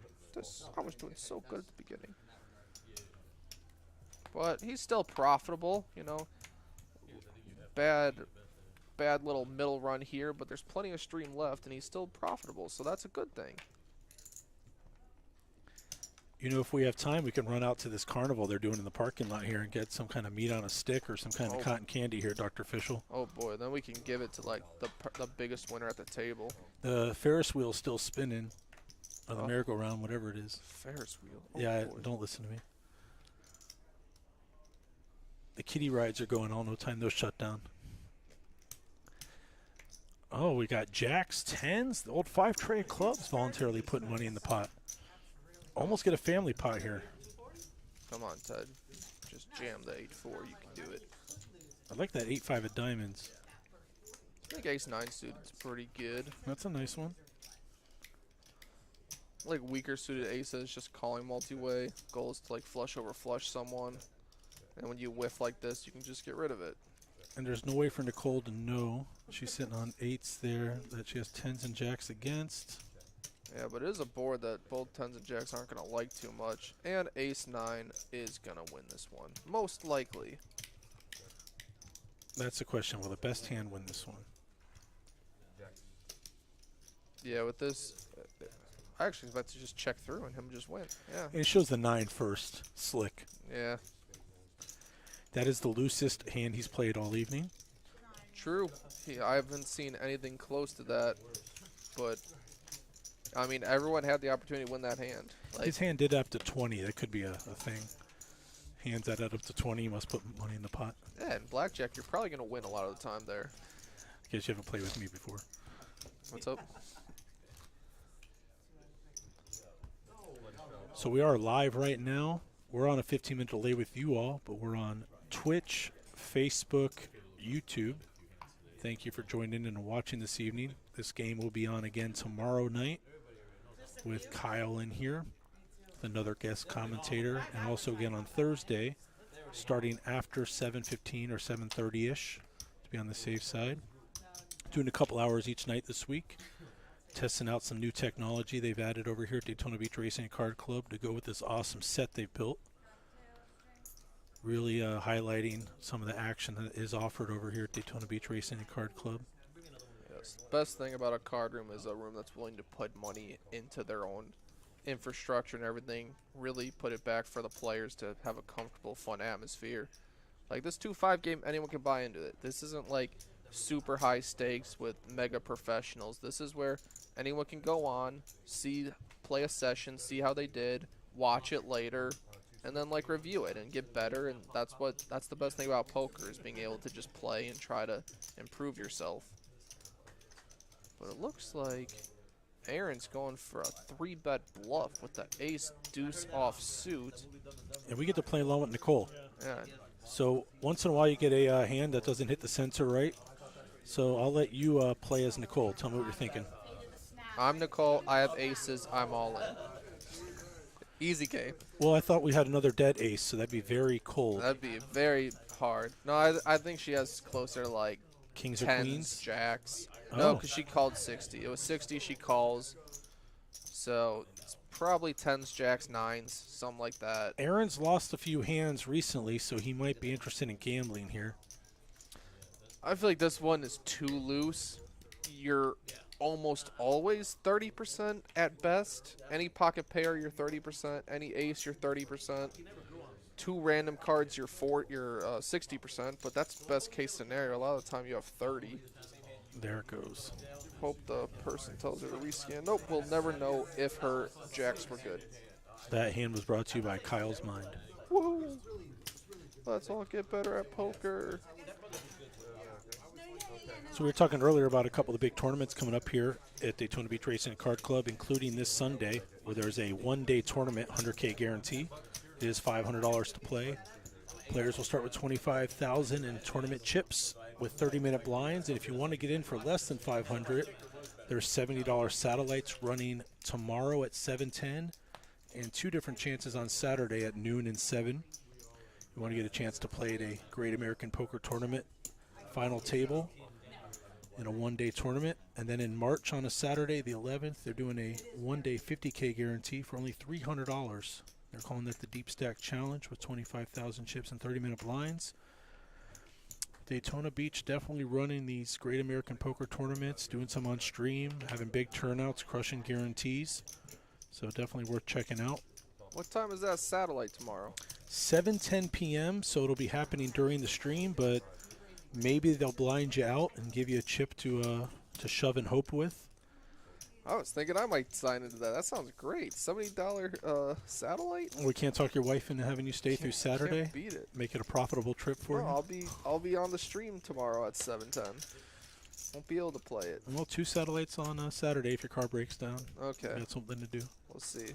You can come dabble in the 4-card streets in Orange City. That is a great PLO game. People buying for like $100, and then just pot it blind, and just let the $100 ride, and you're just like, well, I don't know a whole lot about PLO, but King, Queen, Jack 9 looks decent, so I guess I'll play against 4 random cards. Well, people have two great options in Central Florida. You can check out Orange City Racing and Card Club or Daytona Beach Racing and Card Club, offering 3-6 limit, 4-8 limit, Omaha High Low in Daytona most days, and then 1-2 PLO and 5-5 PLO in both rooms. It's a great selection, variety of games. Dealers do very well, and the players really like and come and playing for $450,000 a month in high hands. So definitely the place to check out in Central Florida. Daytona Beach and Orlando's closest room, Orange City Racing and Card Club. And we have a carnival here in the parking lot of Daytona for the next week or so, I think, Which is through the wild. end of February. Yeah, Yeah, I think no. it said through the 26th. Yeah, you drop your kids off and give them some money for an ice cream or, And go play poker. yeah, a little cotton candy action and a wristband. You can come bet the farm on the table. Farm to table. Bob not putting money in voluntarily with the 4 tray clubs. Disappointing. Yeah, he's going to ruin that 13%. Aaron definitely putting chips in here. Nothing wrong with being tight because he used his image very well. He got the ace king through when he missed, so and then he gets the win. So it's nothing wrong. Dr. T in the cutoff with Why- King 10, a little bit loose or tight. Excuse me. Yeah, I think that's especially against Aaron. Aaron's given so much action. He just kind of deserves to get some action back when he has ace king versus king 10. Like Aaron with a 42% VPIP, Ted with 44. They're playing like every other hand. Like you should just be willing to play against players like that. Like they're battling. They're In an 8-handed game, you're in the blinds 25% of the time. So you add that, and you look at players that are less than 20% VPIP, so they're actually negative, expected value just playing at the table. They're not putting money in enough. yeah, it's tough to remain profitable doing that, but Bob has found a way. He's still up 450.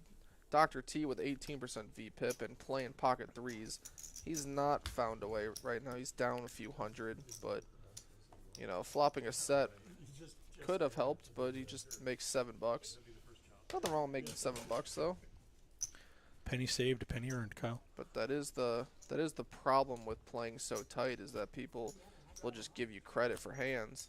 Even if you're not really playing tight, it just looks like you are. Sometimes, you pick up a premium and they haven't seen you play many hands. They haven't seen many showdowns with you. You've quietly collected chips. They'll just fold. And then it's kind of tough. The only kind of defense against it's just bet and table a garbage hand and show everyone. It's the only real image builder you can do for yourself if you have a super tight image at the current point.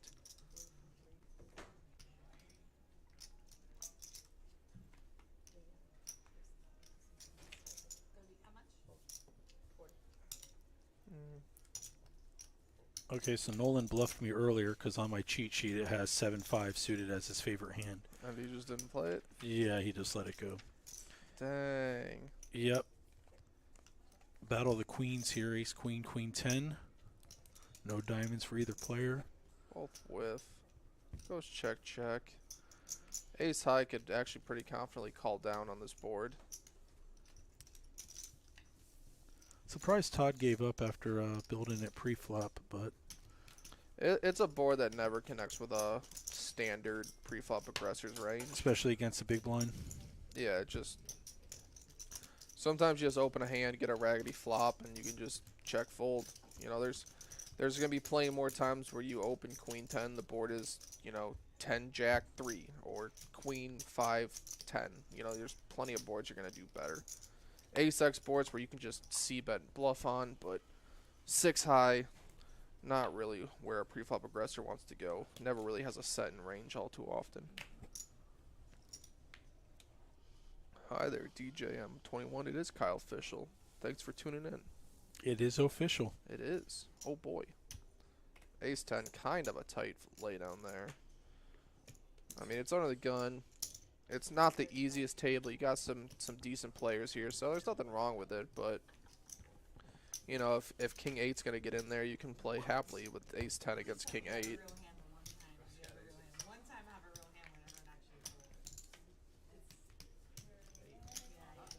Yeah, would have liked to see Ace 10 open it up there, but It'd be interesting if some of these same players do decide to play the next few nights, if they look back a little bit and see. Oh, I'm sure they will. I'm sure Ted and Aaron, they'll be all over this stream. Possibly Caesar. I don't know who else is on the schedule for multiple days, but I know some players be happy to watch it back. And I know a good buddy of yours is playing tomorrow night, I believe. Curtis will be here. oh yeah, Curtis, he's definitely a good friend of mine. He may be even rocking an official hat. We'll see. Oh, that'd be awesome. We'll see. I don't know. Uh-oh, shameless plug if we can Shameless get plug. Curtis. Kyle doesn't do patches, but that's okay. Yeah. Unless he tears his hole in a sweater, but No, I sold T-shirts for a bit, but didn't really. Kurt, if you're listening, them. please wear your official hat. Mine's in the trunk, Kyle. I don't leave home without it. Oh, you're not wearing it to commentate? Like everyone would know. No, I don't want to get hat hair. It's a theme in this room. Nolan gets the pocket jacks, and he's gonna 3-bet from the cutoff. Very late position. Caesar's definitely someone that's relatively loose, so it's not that jacks need more of a reason to 3-bet, but you have a good hand, good position, good opponent. Everything kind of lines up there, but could not get more than just the pre-flop pot. So we're about 2 hours in, Kyle. I will say it's time for a shout-out probably for the staff at Daytona Beach Racing and Card Club for putting this on tonight. We do have a couple dealers who've stepped up and showing their technical skills, helping us on the back end here. We also have poker manager Joe LaRosa, operations manager Michael Stringer, general manager Fred Guzman, really pushing the live stream and making it a big thing. A lot of people loving it and hoping to do more with it. And our marketing director, Jim Jenkins. And then also a big part of this is Richard Manning, the poker manager in Orange City, and Byron Rodriguez, the tournament director of both properties. So great team making things happen. I'm a little scared of Todd Stack there. Got to mention the 666. But no, they've really invested and are excited for things to come with Great American Poker tournaments and also these live streams. So shout out to everybody that made this possible, and shout out to everyone giving us a watch. If you're viewing one of the 3 or 4 platforms we're on tonight, we thank you for that. And all your compliments are going towards Kyle, and it's understandable. He's a handsome young devil, newly married man, so very successful in life. Yeah, running very good in life. I do appreciate that. And Running's probably the important part. I don't do enough of that. yeah, I need to do more of that too. But yeah, it is definitely very nice to see a poker room try to invest in themselves. I mean, as Ryan just mentioned, there's so many people that go into putting on a stream. So, you know, please feel free to hit the like button, tell your friends, sign up for one in the future. Come on, you know, it'll be fun.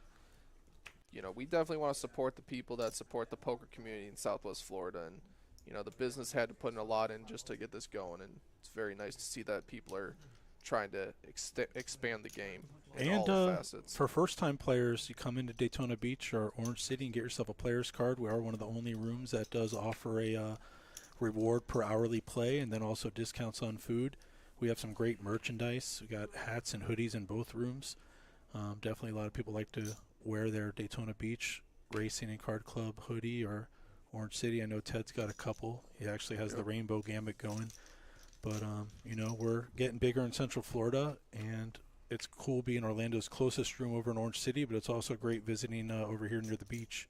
Yep. So definitely the place to play. Get yourself a player's card, check out a tournament, or come play for $450,000 in monthly high hands. You hit yourself one on a Saturday for $1,000 and go out for a nice steak dinner. Nothing wrong with that. Oh, that'd be the best. You've hit a couple high hands when you were doing your little vlogs in the past, huh? Yeah, they've been helpful. I think you get a lot of views on your high hand vlogs. It's because they're the tell. I hit a $1,000 high end. It's like rake back for you, so hey. Yeah.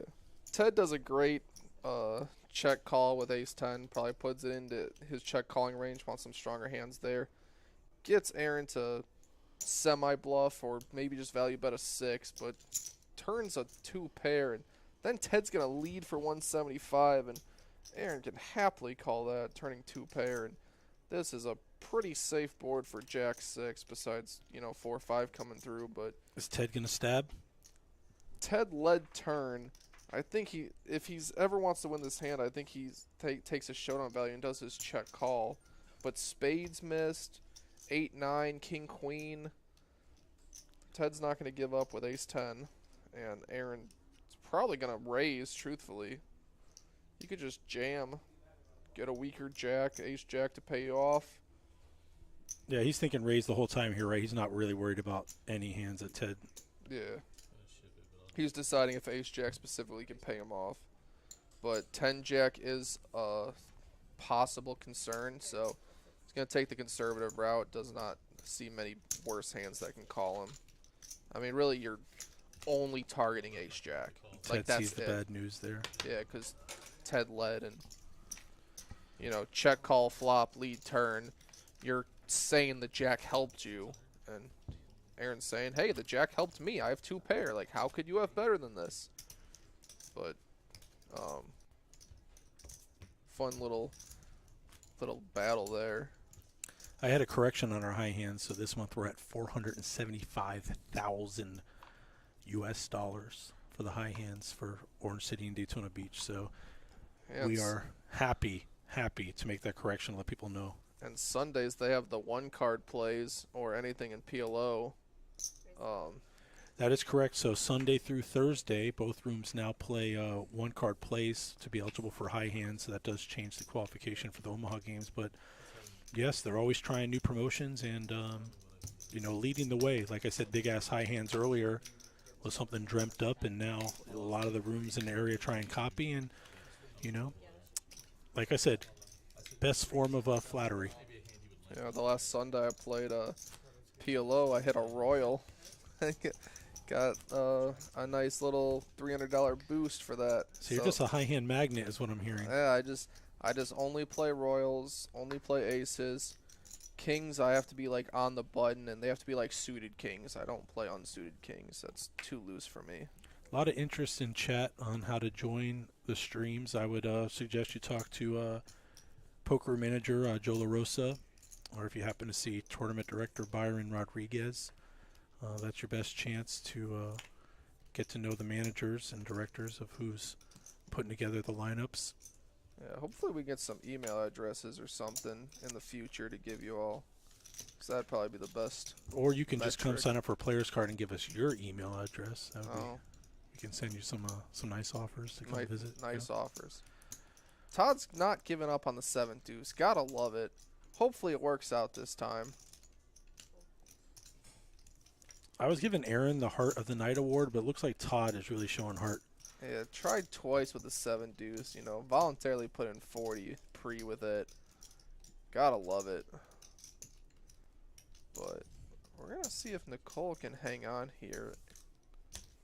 Aaron's gonna go for the second barrel with just the flush draw, and Nicole cannot. But if it's the 2 of clubs, she pretty happily continues, but with just a gutter to a strong hand and 1 overcard, she's just gonna give Aaron some credit and let it go.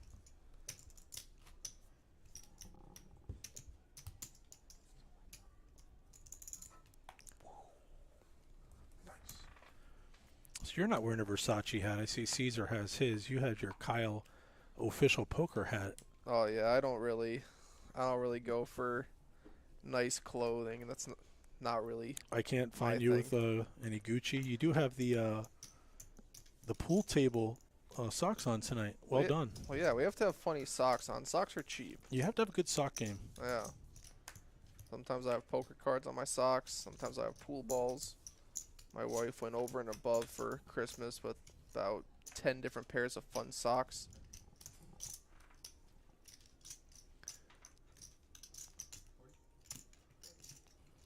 Alright, Nolan flops top with the ace of diamonds, which is really good. But he's going to check and just let Ted blast off at it. Ted with just a backdoor straight draw and an overcard. He just had... I feel like Ted's getting a little bit bored. He's been pretty quiet. Turn's open-ended, so he's probably going to keep going with it.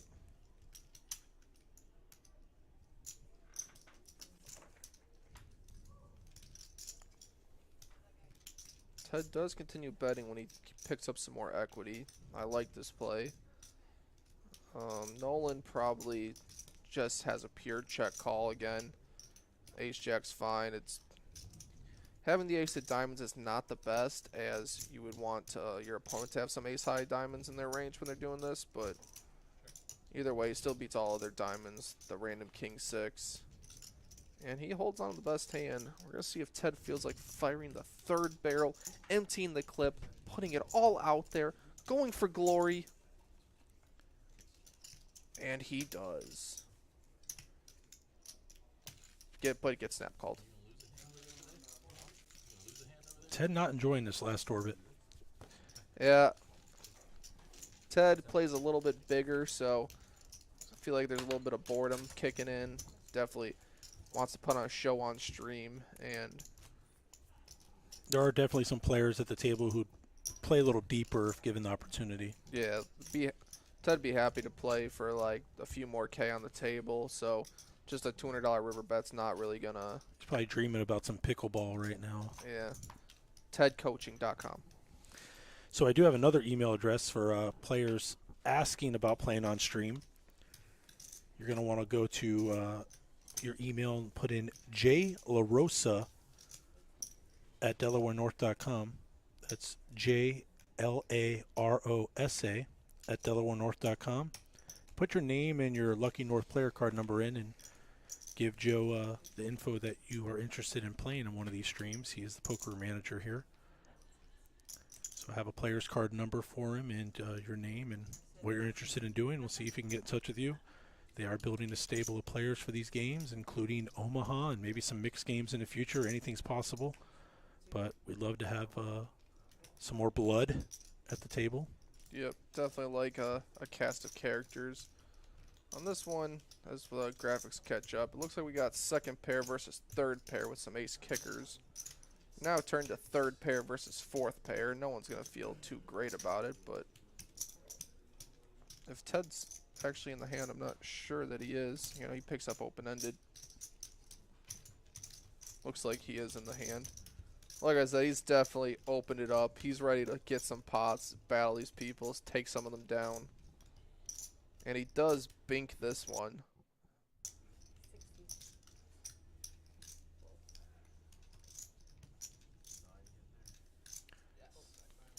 Fortunately for him, neither of his opponents have too much to call with. Well, that's got to be disappointing for him. He's trying to build back a little bit here.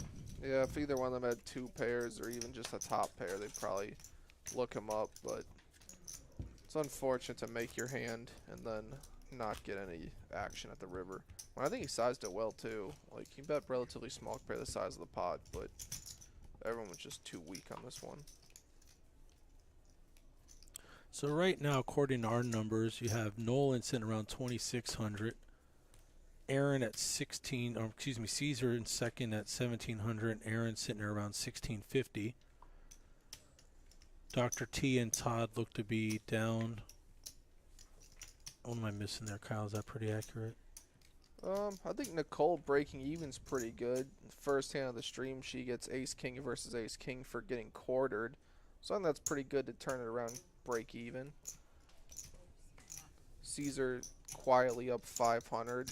Bob quietly up 400, playing very tight. But if it's working, you're making money. There is nothing wrong with that. Well, talking about playing tight and looking at that VPIP, you do have Dr. T sitting around 18% and Bob at 15%. And as we said earlier, playing eight-handed and you're in the blind, 25% of the time, that is going to cost you by not putting a lot of chips in pre-flop and getting involved. You got to get in the streets and battle. Yeah, there's definitely some spots where you need to take some chance. Maybe put in a 3-bet, test your opponent's suit. You think you've been playing too much. Maybe open it up a little bit if you have position or you have a good image you've built up. There's plenty of maneuvering you can do at this table. You just got to find your spot and just pounce on it.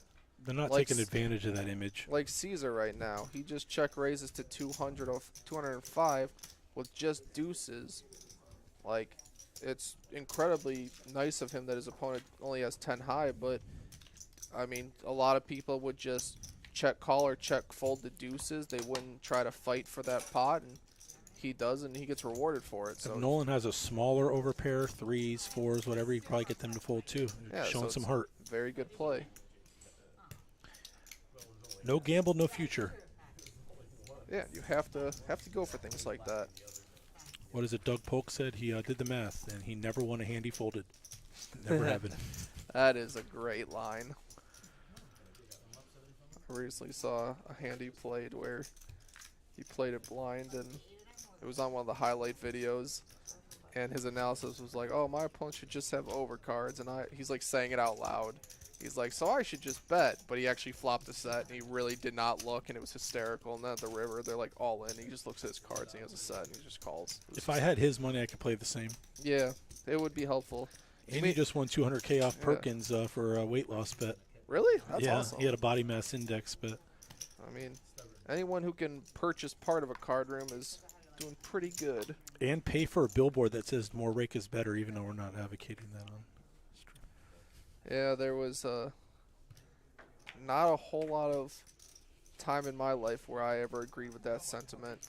Well, that was just a needle at Daniel Negreanu, who apparently says it was taken out of context, for those who aren't aware. Yeah, I understand. I know the whole story, the back and forth and stuff. I was actually in Vegas that summer and saw that. That's why I was not on the side of rake is good for the players. Well, Daniel Negreanu has been up and down in that life. Nicole with one of my favorite kind of playable hands, and Gets that's a the flop. Very playable flop. Caesar with middle pair here.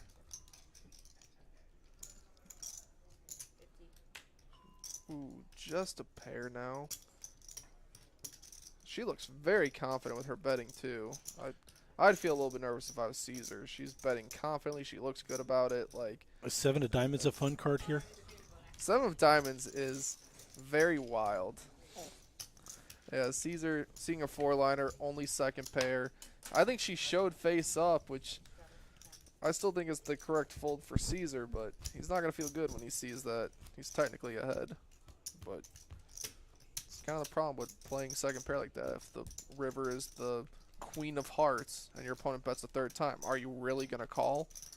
Probably incorrect, but, you know, that's why it's difficult sometimes. And Nicole's battling, only down $87 now. Let's see if she can turn a profit today. Kings versus aces earlier, still one of the fun ones of the night. Yep, that was very fortunate. And to hit a king not on get- both boards. I know, you just deserve to scoop it at that point. If you flop 2 sets, I think it's just customary you win. I don't really do poker math, but that sounds like a tough one to calculate. K9. Ted's looking to get involved. Suited queen. Looks like he button straddled. Punch shot for 10. He gets a queen and 1 spade. Fortunate for him that it's not even the best queen. And Aaron's just going to lead. Third of the pot. Ted will see one more. Ooh, 2 pair for Aaron. That is a good turn card for him. Just keep firing and hope your opponent has an ace. Send there. Please have ace king, Ted. Please have ace 10. Please have maybe queen 8. Be pretty gross. King queen. That's discipline. You call flop. Sometimes you're going to follow through and see one more after that, but he's way behind there, so good read. Yeah, I mean, he feels really good if it checks to him. He can pretty happily check it back and reevaluate river.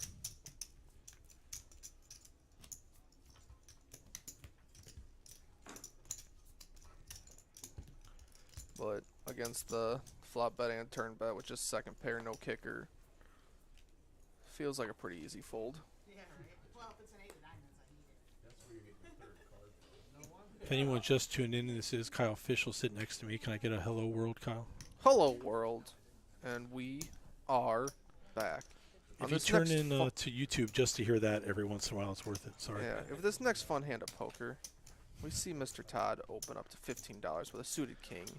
Caesar calls with a suited ace, slightly better.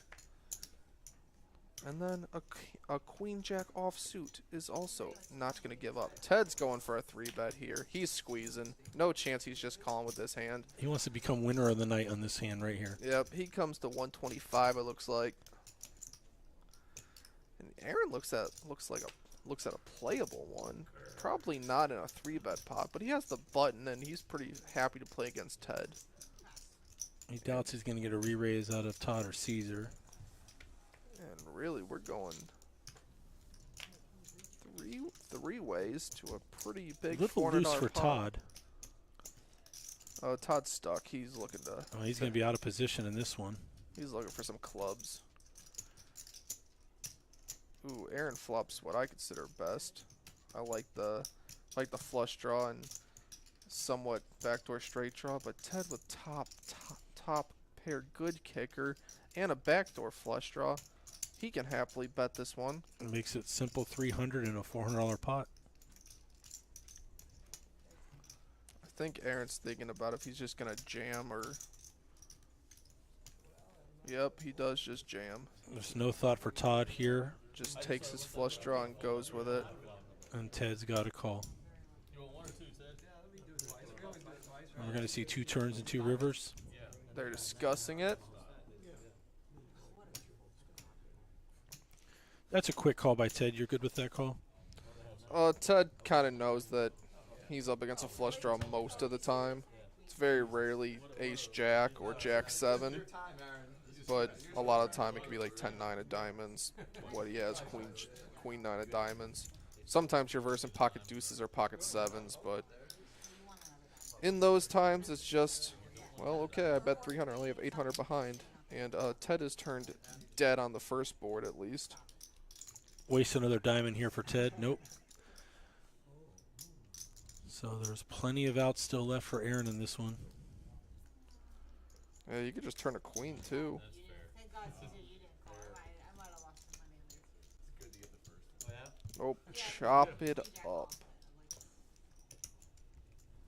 And with the equities going into that close to 50%, it's pretty standard. Yep, no blood on this one. Would have been pretty gross if Aaron makes a diamond, then turns a queen. That would be a interesting one.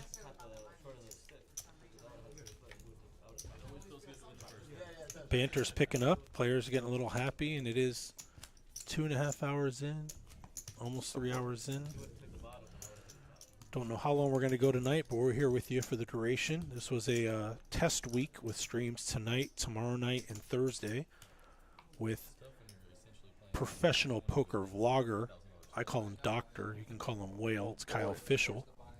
Yes, I professionally give money to other people across a poker table because of the plastic squares that are on there and the symbols on them. They decide who gets all my money. Kyle will be here the next 2 nights as well with another guest commentator. Bob just with a call of the queen jack suited. Glitch in the matrix there, Kyle. Yeah, I mean, he could use his image and just raise, but maybe he just knows that the players behind him are super aggressive. So aggressive that they'll just open king 7 off. That's aggressive from Dr. T. He's trying to raise that VPIP up 0.5%. Yep. 3 ways. Queen high.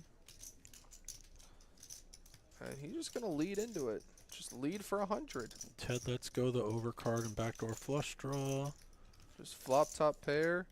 Say, I have the best hand. $100 says it, sir. And everyone says, yeah, okay, I guess so. I'm learning how to play Queen Jack. Thanks, Bob. Sure thing. Yeah. Cheap lesson. Yeah, Ted's hand's in absolute jail there. He can never call with king 7.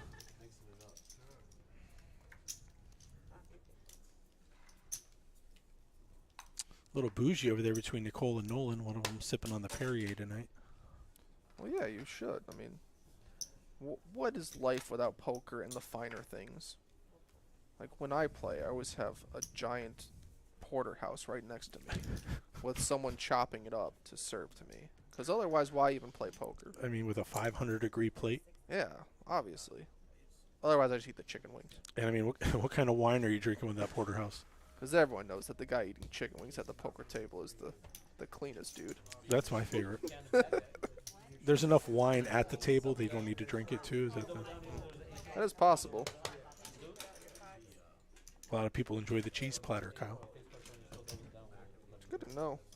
I recently got into cheese and charcuterie boards. I think it's great. Now, if you could spell charcuterie, I'd be impressed. Yeah. Yeah, put your phone down. I'd be pretty impressed too.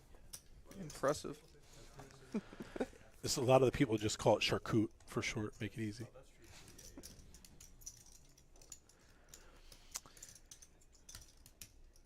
Don't forget, we have 2 Great American Poker tournaments coming up. This Sunday, they have the one-day 100K guarantee for a 500 buy-in. Saturday, March 11th, they have a $300 50-day or 50K guarantee. Both are one-day tournaments.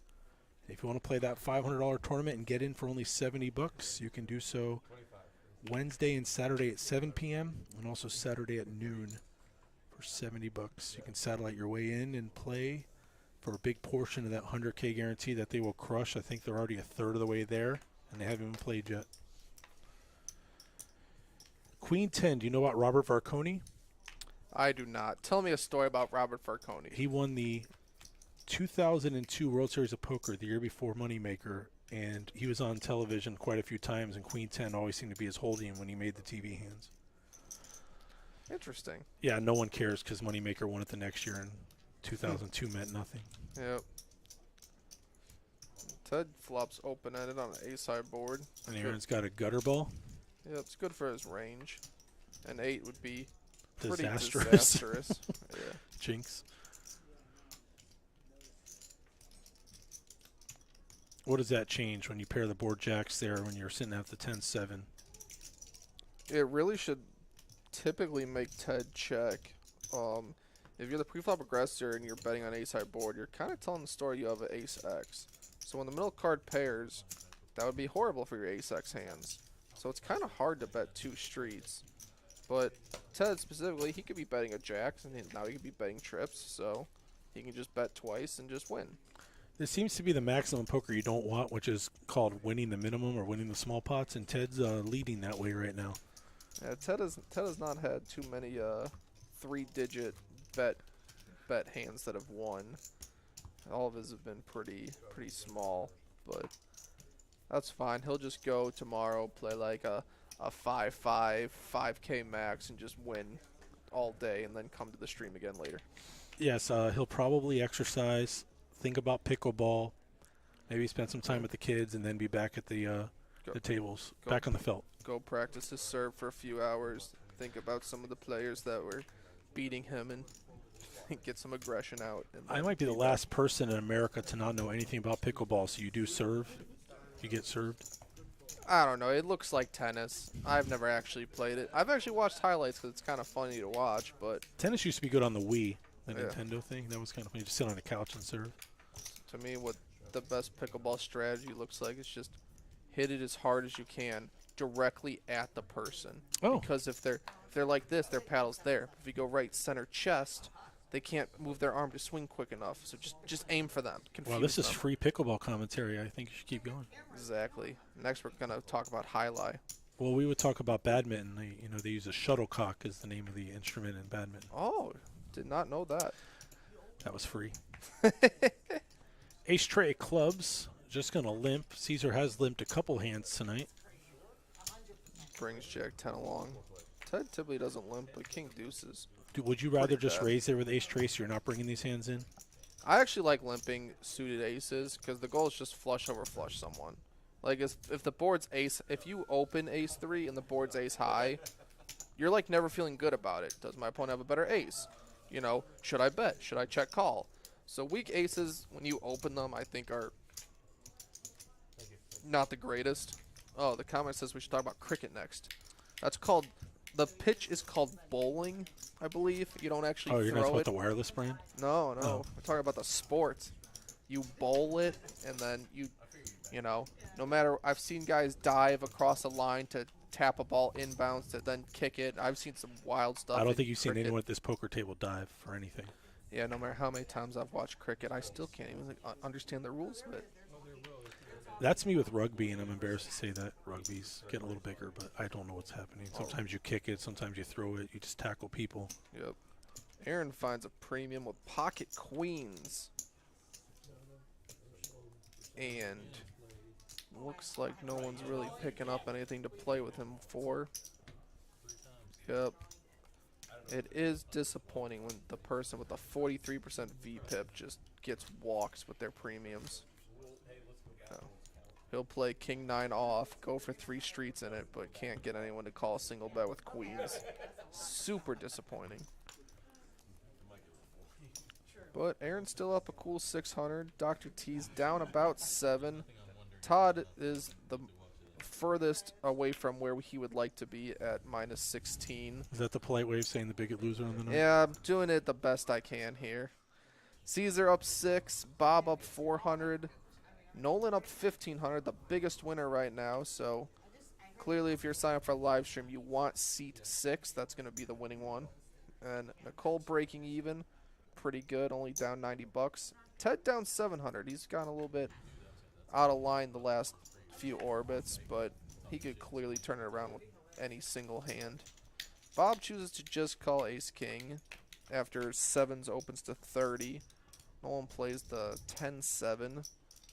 We're going to see if ace king can connect here. Not this time. But does 7s bet? No, it's kind of 10-7's got a gutter, backdoor flush draw. it's kind of hard for 7s to just bet with 2 overcards, but Bob knows how to play some ace king. He knows how to turn some gut shot equity, but Nolan turned second pair. I expect him to check it back, but he chooses to bet. Hopefully gets a jack to fold. Maybe 6-7 he'll get to fold some of the time, even though he blocks it. Kind of a interesting play, because you expect hands like 10-9 to continue. Maybe get an 8 to fold, but you don't really expect 8-9 to ever fold, so it's a good play. It worked out. Just maybe he's just using his image to his advantage. He has the biggest stack and always seems to have it, and he can just convince people that he's going to have it. And that is part of it sometimes.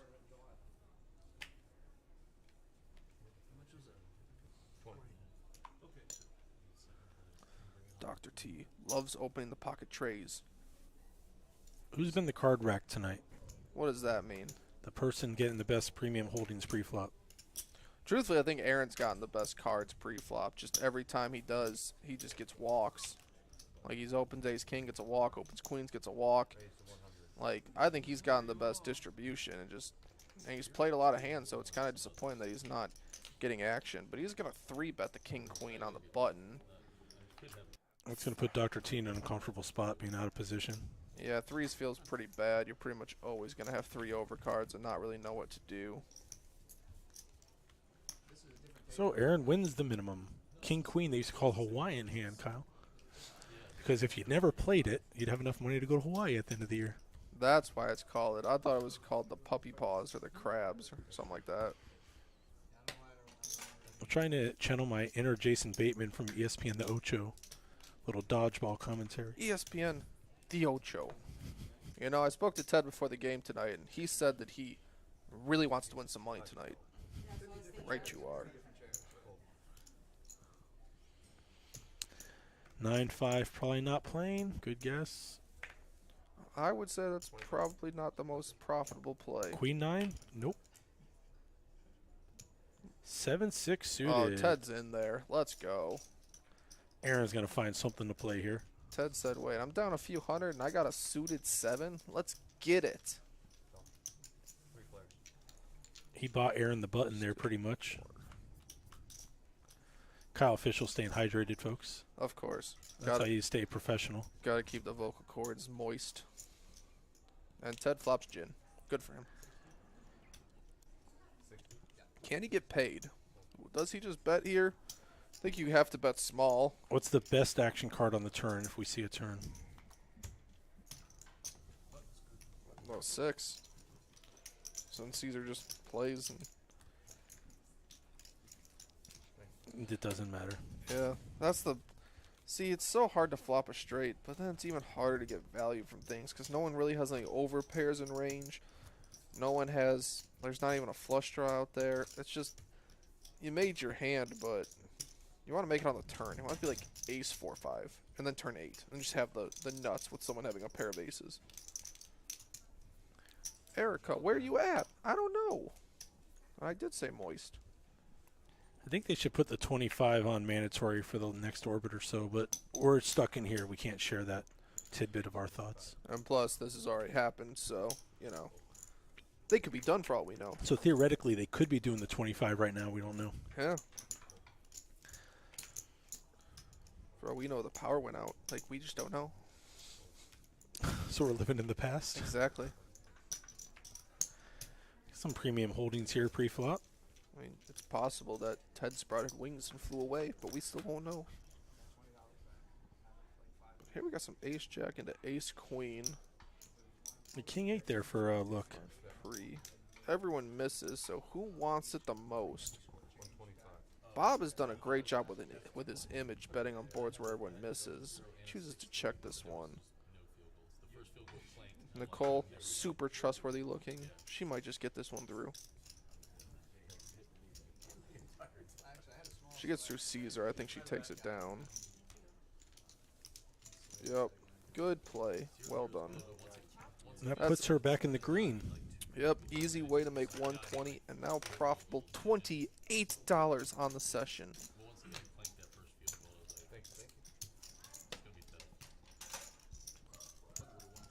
Oh, she's sharing the wealth. She's tipping the dealers. Shout out to the dealers. Dealer's doing a great job tonight. Yep. And the staff putting the stream on. Thankful for them doing this and giving us the opportunity to be here with you all tonight. Definitely an extra effort to be able to deal the cards, announce the action, literally communicate with everyone else on the back and the front, everyone. Get the stream going. While running a correctly. poker room as well. Yeah. Some 2-5 games out there that you were dabbling in earlier. Oh, yeah. The table was great until everyone left for the stream. And then it was, you know, bad because I was like four-handed. But I didn't feel like leaving yet. So, and then just jam with second pair, last hand playing and win. Nice life. Oh, we got some great commentators as well. Thanks, Hey William. Hey Williams. Fist fit. At least he's talking to us. Ryan and Alex for the win. I love Alex. Who's Alex? I don't know. It's not me. Is that like an omen? Do you have an Alex Fischel? I don't know. No. But Aaron has a nut flush draw. He's gonna bet it and take it down. So I'm hearing that the players will play until round 10 and call last 3 hands their time at 9:55. So we'll be back here with a delay to finish that up. We'll see who the big winner is on the night. And I'm interested to see what the lineups look like for tomorrow. I know you'll be back. Yep. Coming in a little bit early tomorrow and dabble again. Definitely. You going to put the straddle on for them? Yeah, I typically like button straddling. Like, unless the whole table agrees to under the gun, I'll just button straddle every time because eventually that just opens up the game. Eventually everyone starts doing it, and then sometimes it turns into everyone just agrees to under the gun straddle. But if no one's doing it, I'll just button straddle myself, and it eventually gets people involved. Because the blinds just get so irritated that then they start button straddling, and then everyone starts doing it. Easy game. And remember, I did get the email address for Poker Room Manager Joe LaRosa, so that's jlarosa@delawarenorth.com. If you give him your name and lucky North player card number and what games you're interested in playing, possibly get you on a future stream. I know they're going to be looking at doing more no limit, some Omaha, and then final tables. The big poker tournament's coming up.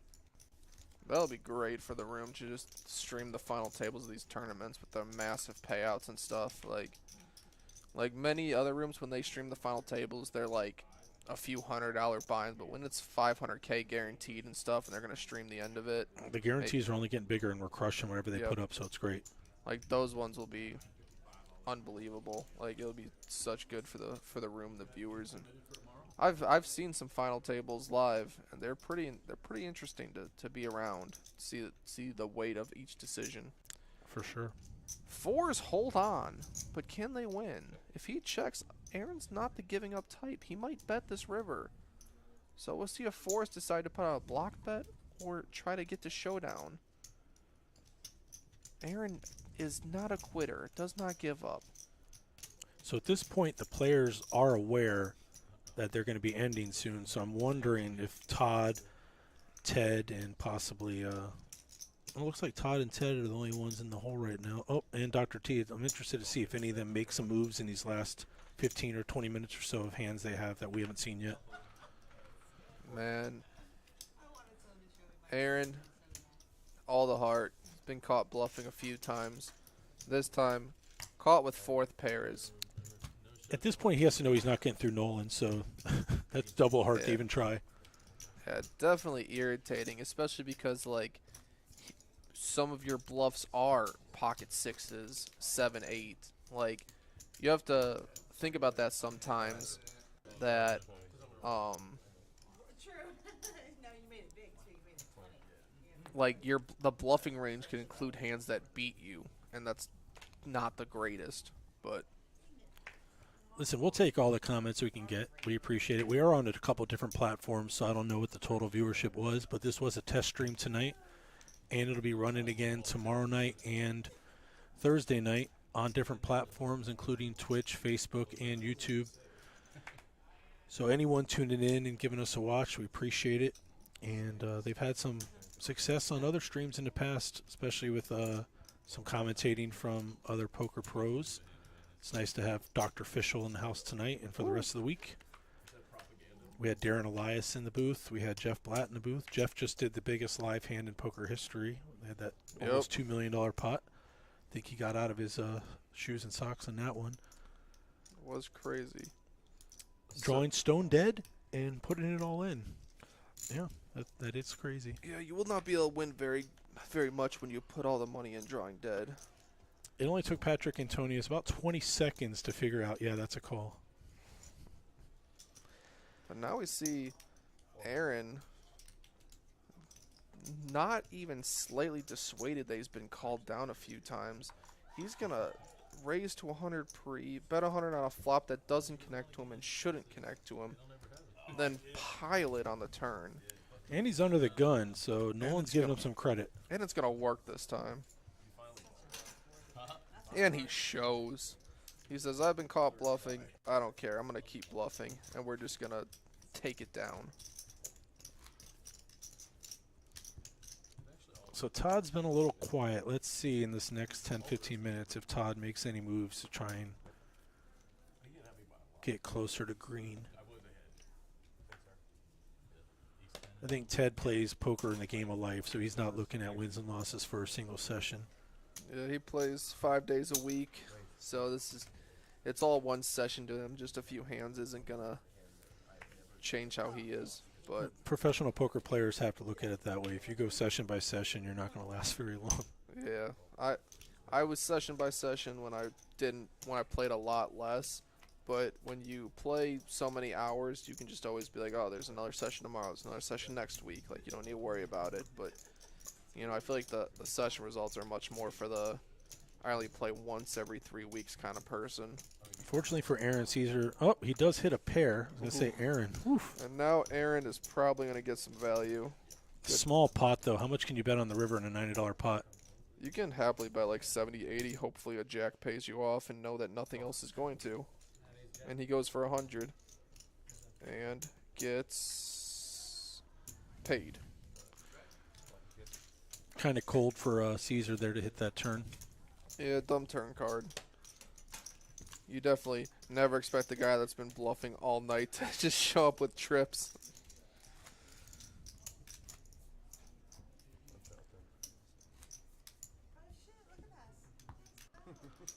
So Aaron nearing a four-figure win for the evening. So have Dr. T down just under $800, Todd around $1,700, and Ted just over $700. Nicole profiting a few bucks. Very lucky to get half the pot back against Aces Kings earlier. Comeback story. And Nolan definitely is the winner on the evening. Yeah, Nolan's been playing very well. You saw he just called down with fourth pair and was correct. So it's not all run good from him to get that massive win. He's also had some bluffs that have gotten through. He's played very well. And let's see if Ted's going to fold his button. Looks like no, but we haven't seen. Wait for the graphics to catch up.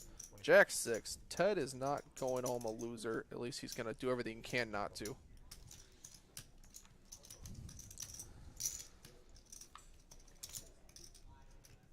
Ooh, Ted's playing some street poker. Gets c-bet by Aaron. Calls with just jack high and a dream.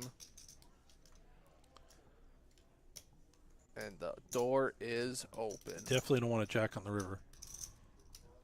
Ted's not looking for a pair. He's looking to just win now. This is his only chance of winning. If he gets called, he knows he's dead. But excellent play by Ted. Floats flop, bets turn, gets the win. That is a very good hand for, you know, not a huge pot. So Kyle, we only have a few hands left. It looks like play has ended out in the live area. So once again, I do want to thank the staff for helping put this on. The IT team really came through strong, and believe it or not, a couple of the dealers have stepped up and done a lot of the technical work behind the scenes tonight. So thank you to them, including the cameras and entering all the data. Great job by the team and management for sure. Special thanks to Joe LaRosa for his effort and staying through and making sure the game went smoothly on the outside there. So if you are in the area, come visit, say hi to Joe, the poker manager, and thank the dealers that are out here. They do a lot coming in on the weekends and doing these big tournaments. So great staff over in Daytona Beach and in Orange City. Yep. A lot of the chat chiming in. A couple of you are doing all the work, you say, but thank you for all the comments. Loving Aaron and Nolan. Yep, you can come visit them here and in Orange City and test yourself out in the two-card streets. Those guys mainly are playing Texas Hold'em. I think Nolan said he dabbles a little in Omaha. I know for sure Nicole dabbles in Omaha. And Ted you'll find on the pickleball court. Yep. But what do you think, Kyle, since you moved away and you're on the other coast now, you miss it over here in Central Florida? Oh, I think the games here are unbeatable. Like, they're so good. Especially, you know, you get a lot of tourism from Disney and everything, so it's great to come here with people that are usually, you know, in a good mood, ready to play, not just, you know, coming in and knitting it up. So games are great. As you can see, we're having 2K swings on a streamed game that only lasted 2.5 hours. Like, that's pretty significant to go down 2 buy-ins in 2 hours. Like, not every game plays that aggressive, so just kind of evidence of the games up here. But I still come around just because my residence is southernward. I come up here pretty much twice a month. We didn't get into it tonight, but I really did enjoy your podcast. It was moving, the one after the hurricane that you did about your current town. Yep. So it's not all just poker, but you know, most of the time poker is life. Yeah, that was most likely a one-time thing, I hope, because I really didn't want that to look like it was done for any reason other than just kind of showing what actually happened in Listen, the town it hit and everything. Daytona here also. Yeah, it went straight up, straight Yeah. northward, straight through Florida. Part of living in Florida is having to deal with these big storms, and you know, they made it where we were opened up after the pandemic and after the storm. Sometimes it's just a good place to come and get out of the house, come play some cards. It's safe, air conditioned. Yep. Get a meal. So, Dr. T hits his ace here. Nolan's got an under pair to the board. yeah, that's a horrible board for nines. I expect him to just give up.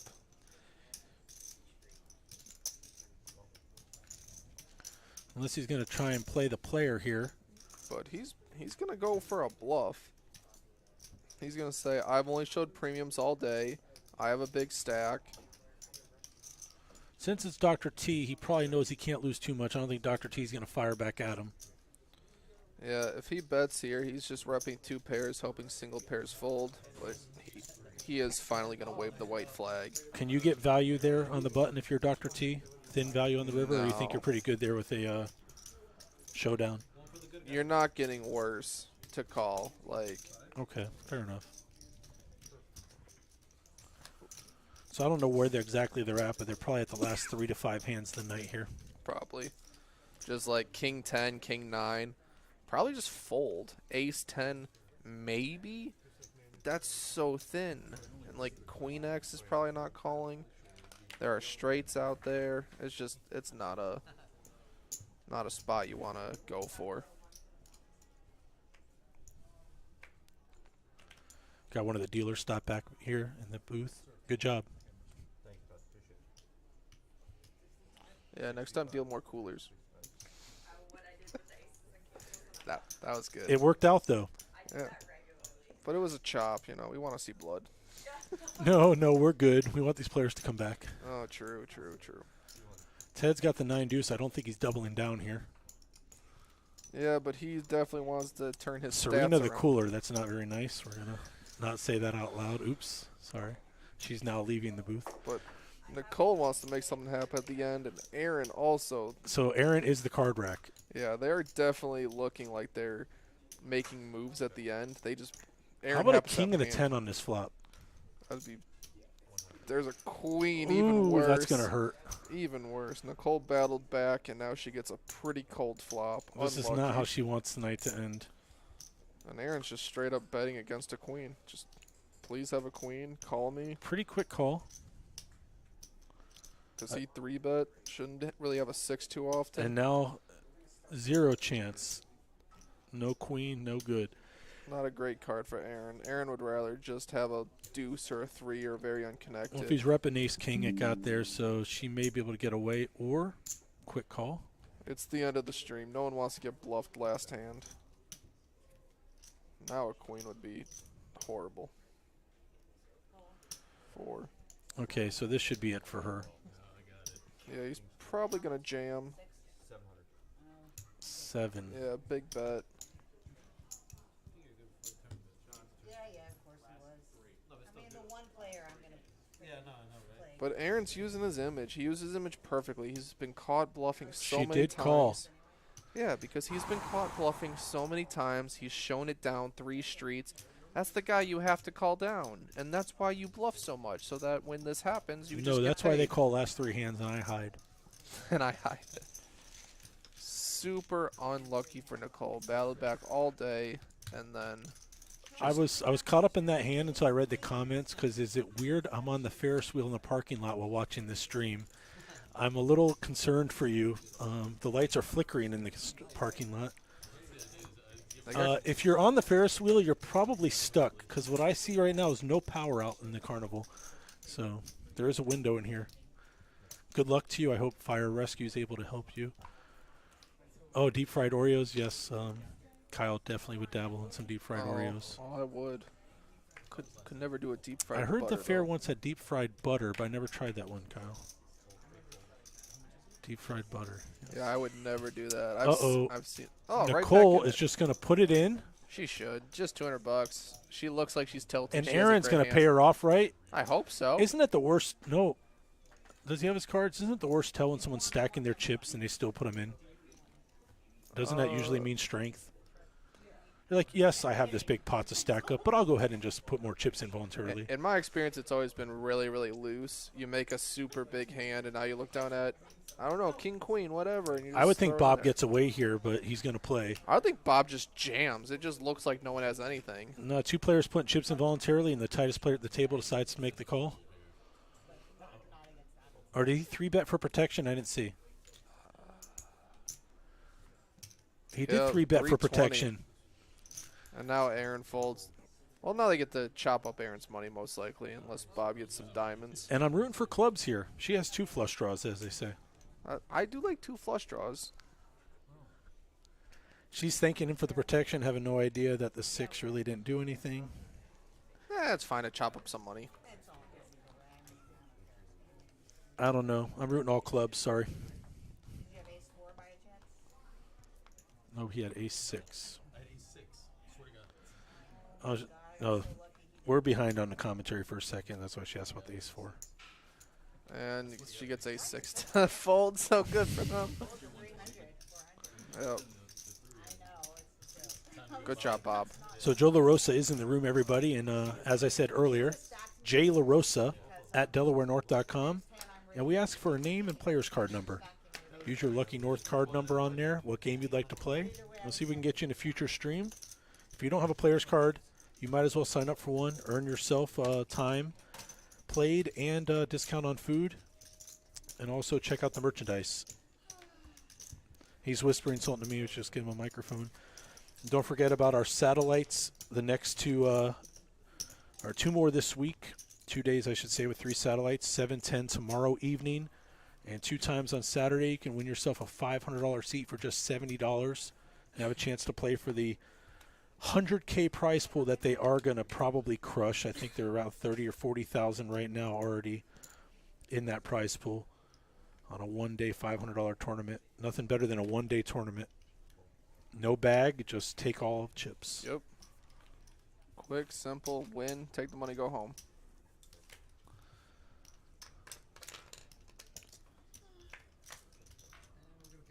And we got some raises are getting big now.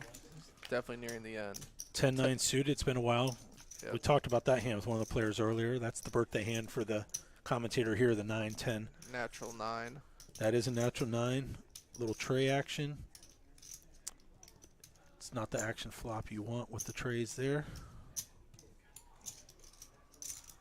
Yeah, but Ted's floated and taken it later before, so it looks like he's going to try to do it a second time. So floating with pocket trays, good candidate for that, I guess. When it's a paired board, it's harder for your opponent to have a whole lot of stuff. I like how Aaron has a stack of black chips behind him still. He never got to dip. Yeah, these players came ready to play. They didn't care how much or how long it took. But with the second barrel, Ted might have to just let it go. He was hoping for check, bet, call, check, check, lead, win. But it looks like it's going to go a little bit different. Unless Ted's got some serious plans going on. I'm going to see what he's thinking on this river. It's a nice big pot brewing here. Yep. Ooh. Gets a good run out. If he was good on the flop, he should be good now. I hope you brush your hair tomorrow night, Kyle, because I'm going to make them put you on camera the whole time. The whole time. I want my face in the corner. And Ted does a very good just call down when he's correct and gets the win. Was that the last hand? Let's see. And Ted gets to almost even, only down $200, which is pretty close to break even in a game that's $1,000 buy-in. Nope, looks like they're still going here. Yep, a few more.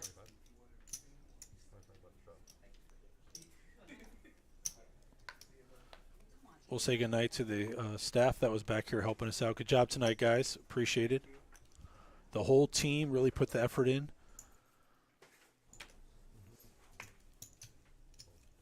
Great job by everybody.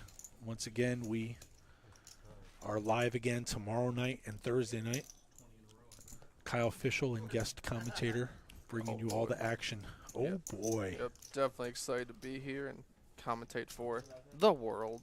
Hello, world. I'd like to see you come in not stuck tomorrow because I don't want you in a bad mood commentating. So don't go too deep in that 2-5 or whatever they're playing tomorrow. I'm never stuck. I'm always up on life. Well, you did marry up, so congrats. It's true. Way out of my league. No one seems to connect in any real way on this board. Caesar's got the Merce on, so he's ready to call it a night. That is a satchel. Good night, great stream. I thought he was going to say good night, Moon. Good night, Moon. Sorry, for the kids. It's for the kids, Kyle. 5-3-9, got a gutter, 2 overs. It's over. Yep. Colin has a very good image. Sometimes a good image is better than your cards. I see phones out, so I'm thinking that the stream is over for them. Yep. Looks like they are racking up. Give us some final words, Dr. Fischel. Well, it was a good stream. I'm happy I got to be involved in it. I had fun commenting, had fun watching these guys. I play with them somewhat regularly in Orange City and Daytona. They're a great group of people, very fun. And I'll be back tomorrow, so we'll get to see some similar faces, some new faces, and we're going to see who can really make this stream, really make a name for themselves, really character building for this stream. See who's gonna rise. Well, the viewership will be up by 1 because I'll definitely be tuned in tomorrow night, and I'm looking forward to see how you do. 1 more viewer. I can count on it. Thanks for coming, guys. I appreciate it. And I'll have my hat on. Good. Just for you. Very Just good. for you. I won't post that picture, but hopefully they get you on stream. But thanks again, everybody. That's Kyle Fischel, and I'm Ryan Unger, and we appreciate you joining us on the stream tonight on the different platforms we had. We look forward to seeing you again tomorrow night and Thursday and all future Daytona live streams. And please check out the tournament schedule at Daytona Beach Poker and also check out the action at Orange City Poker. So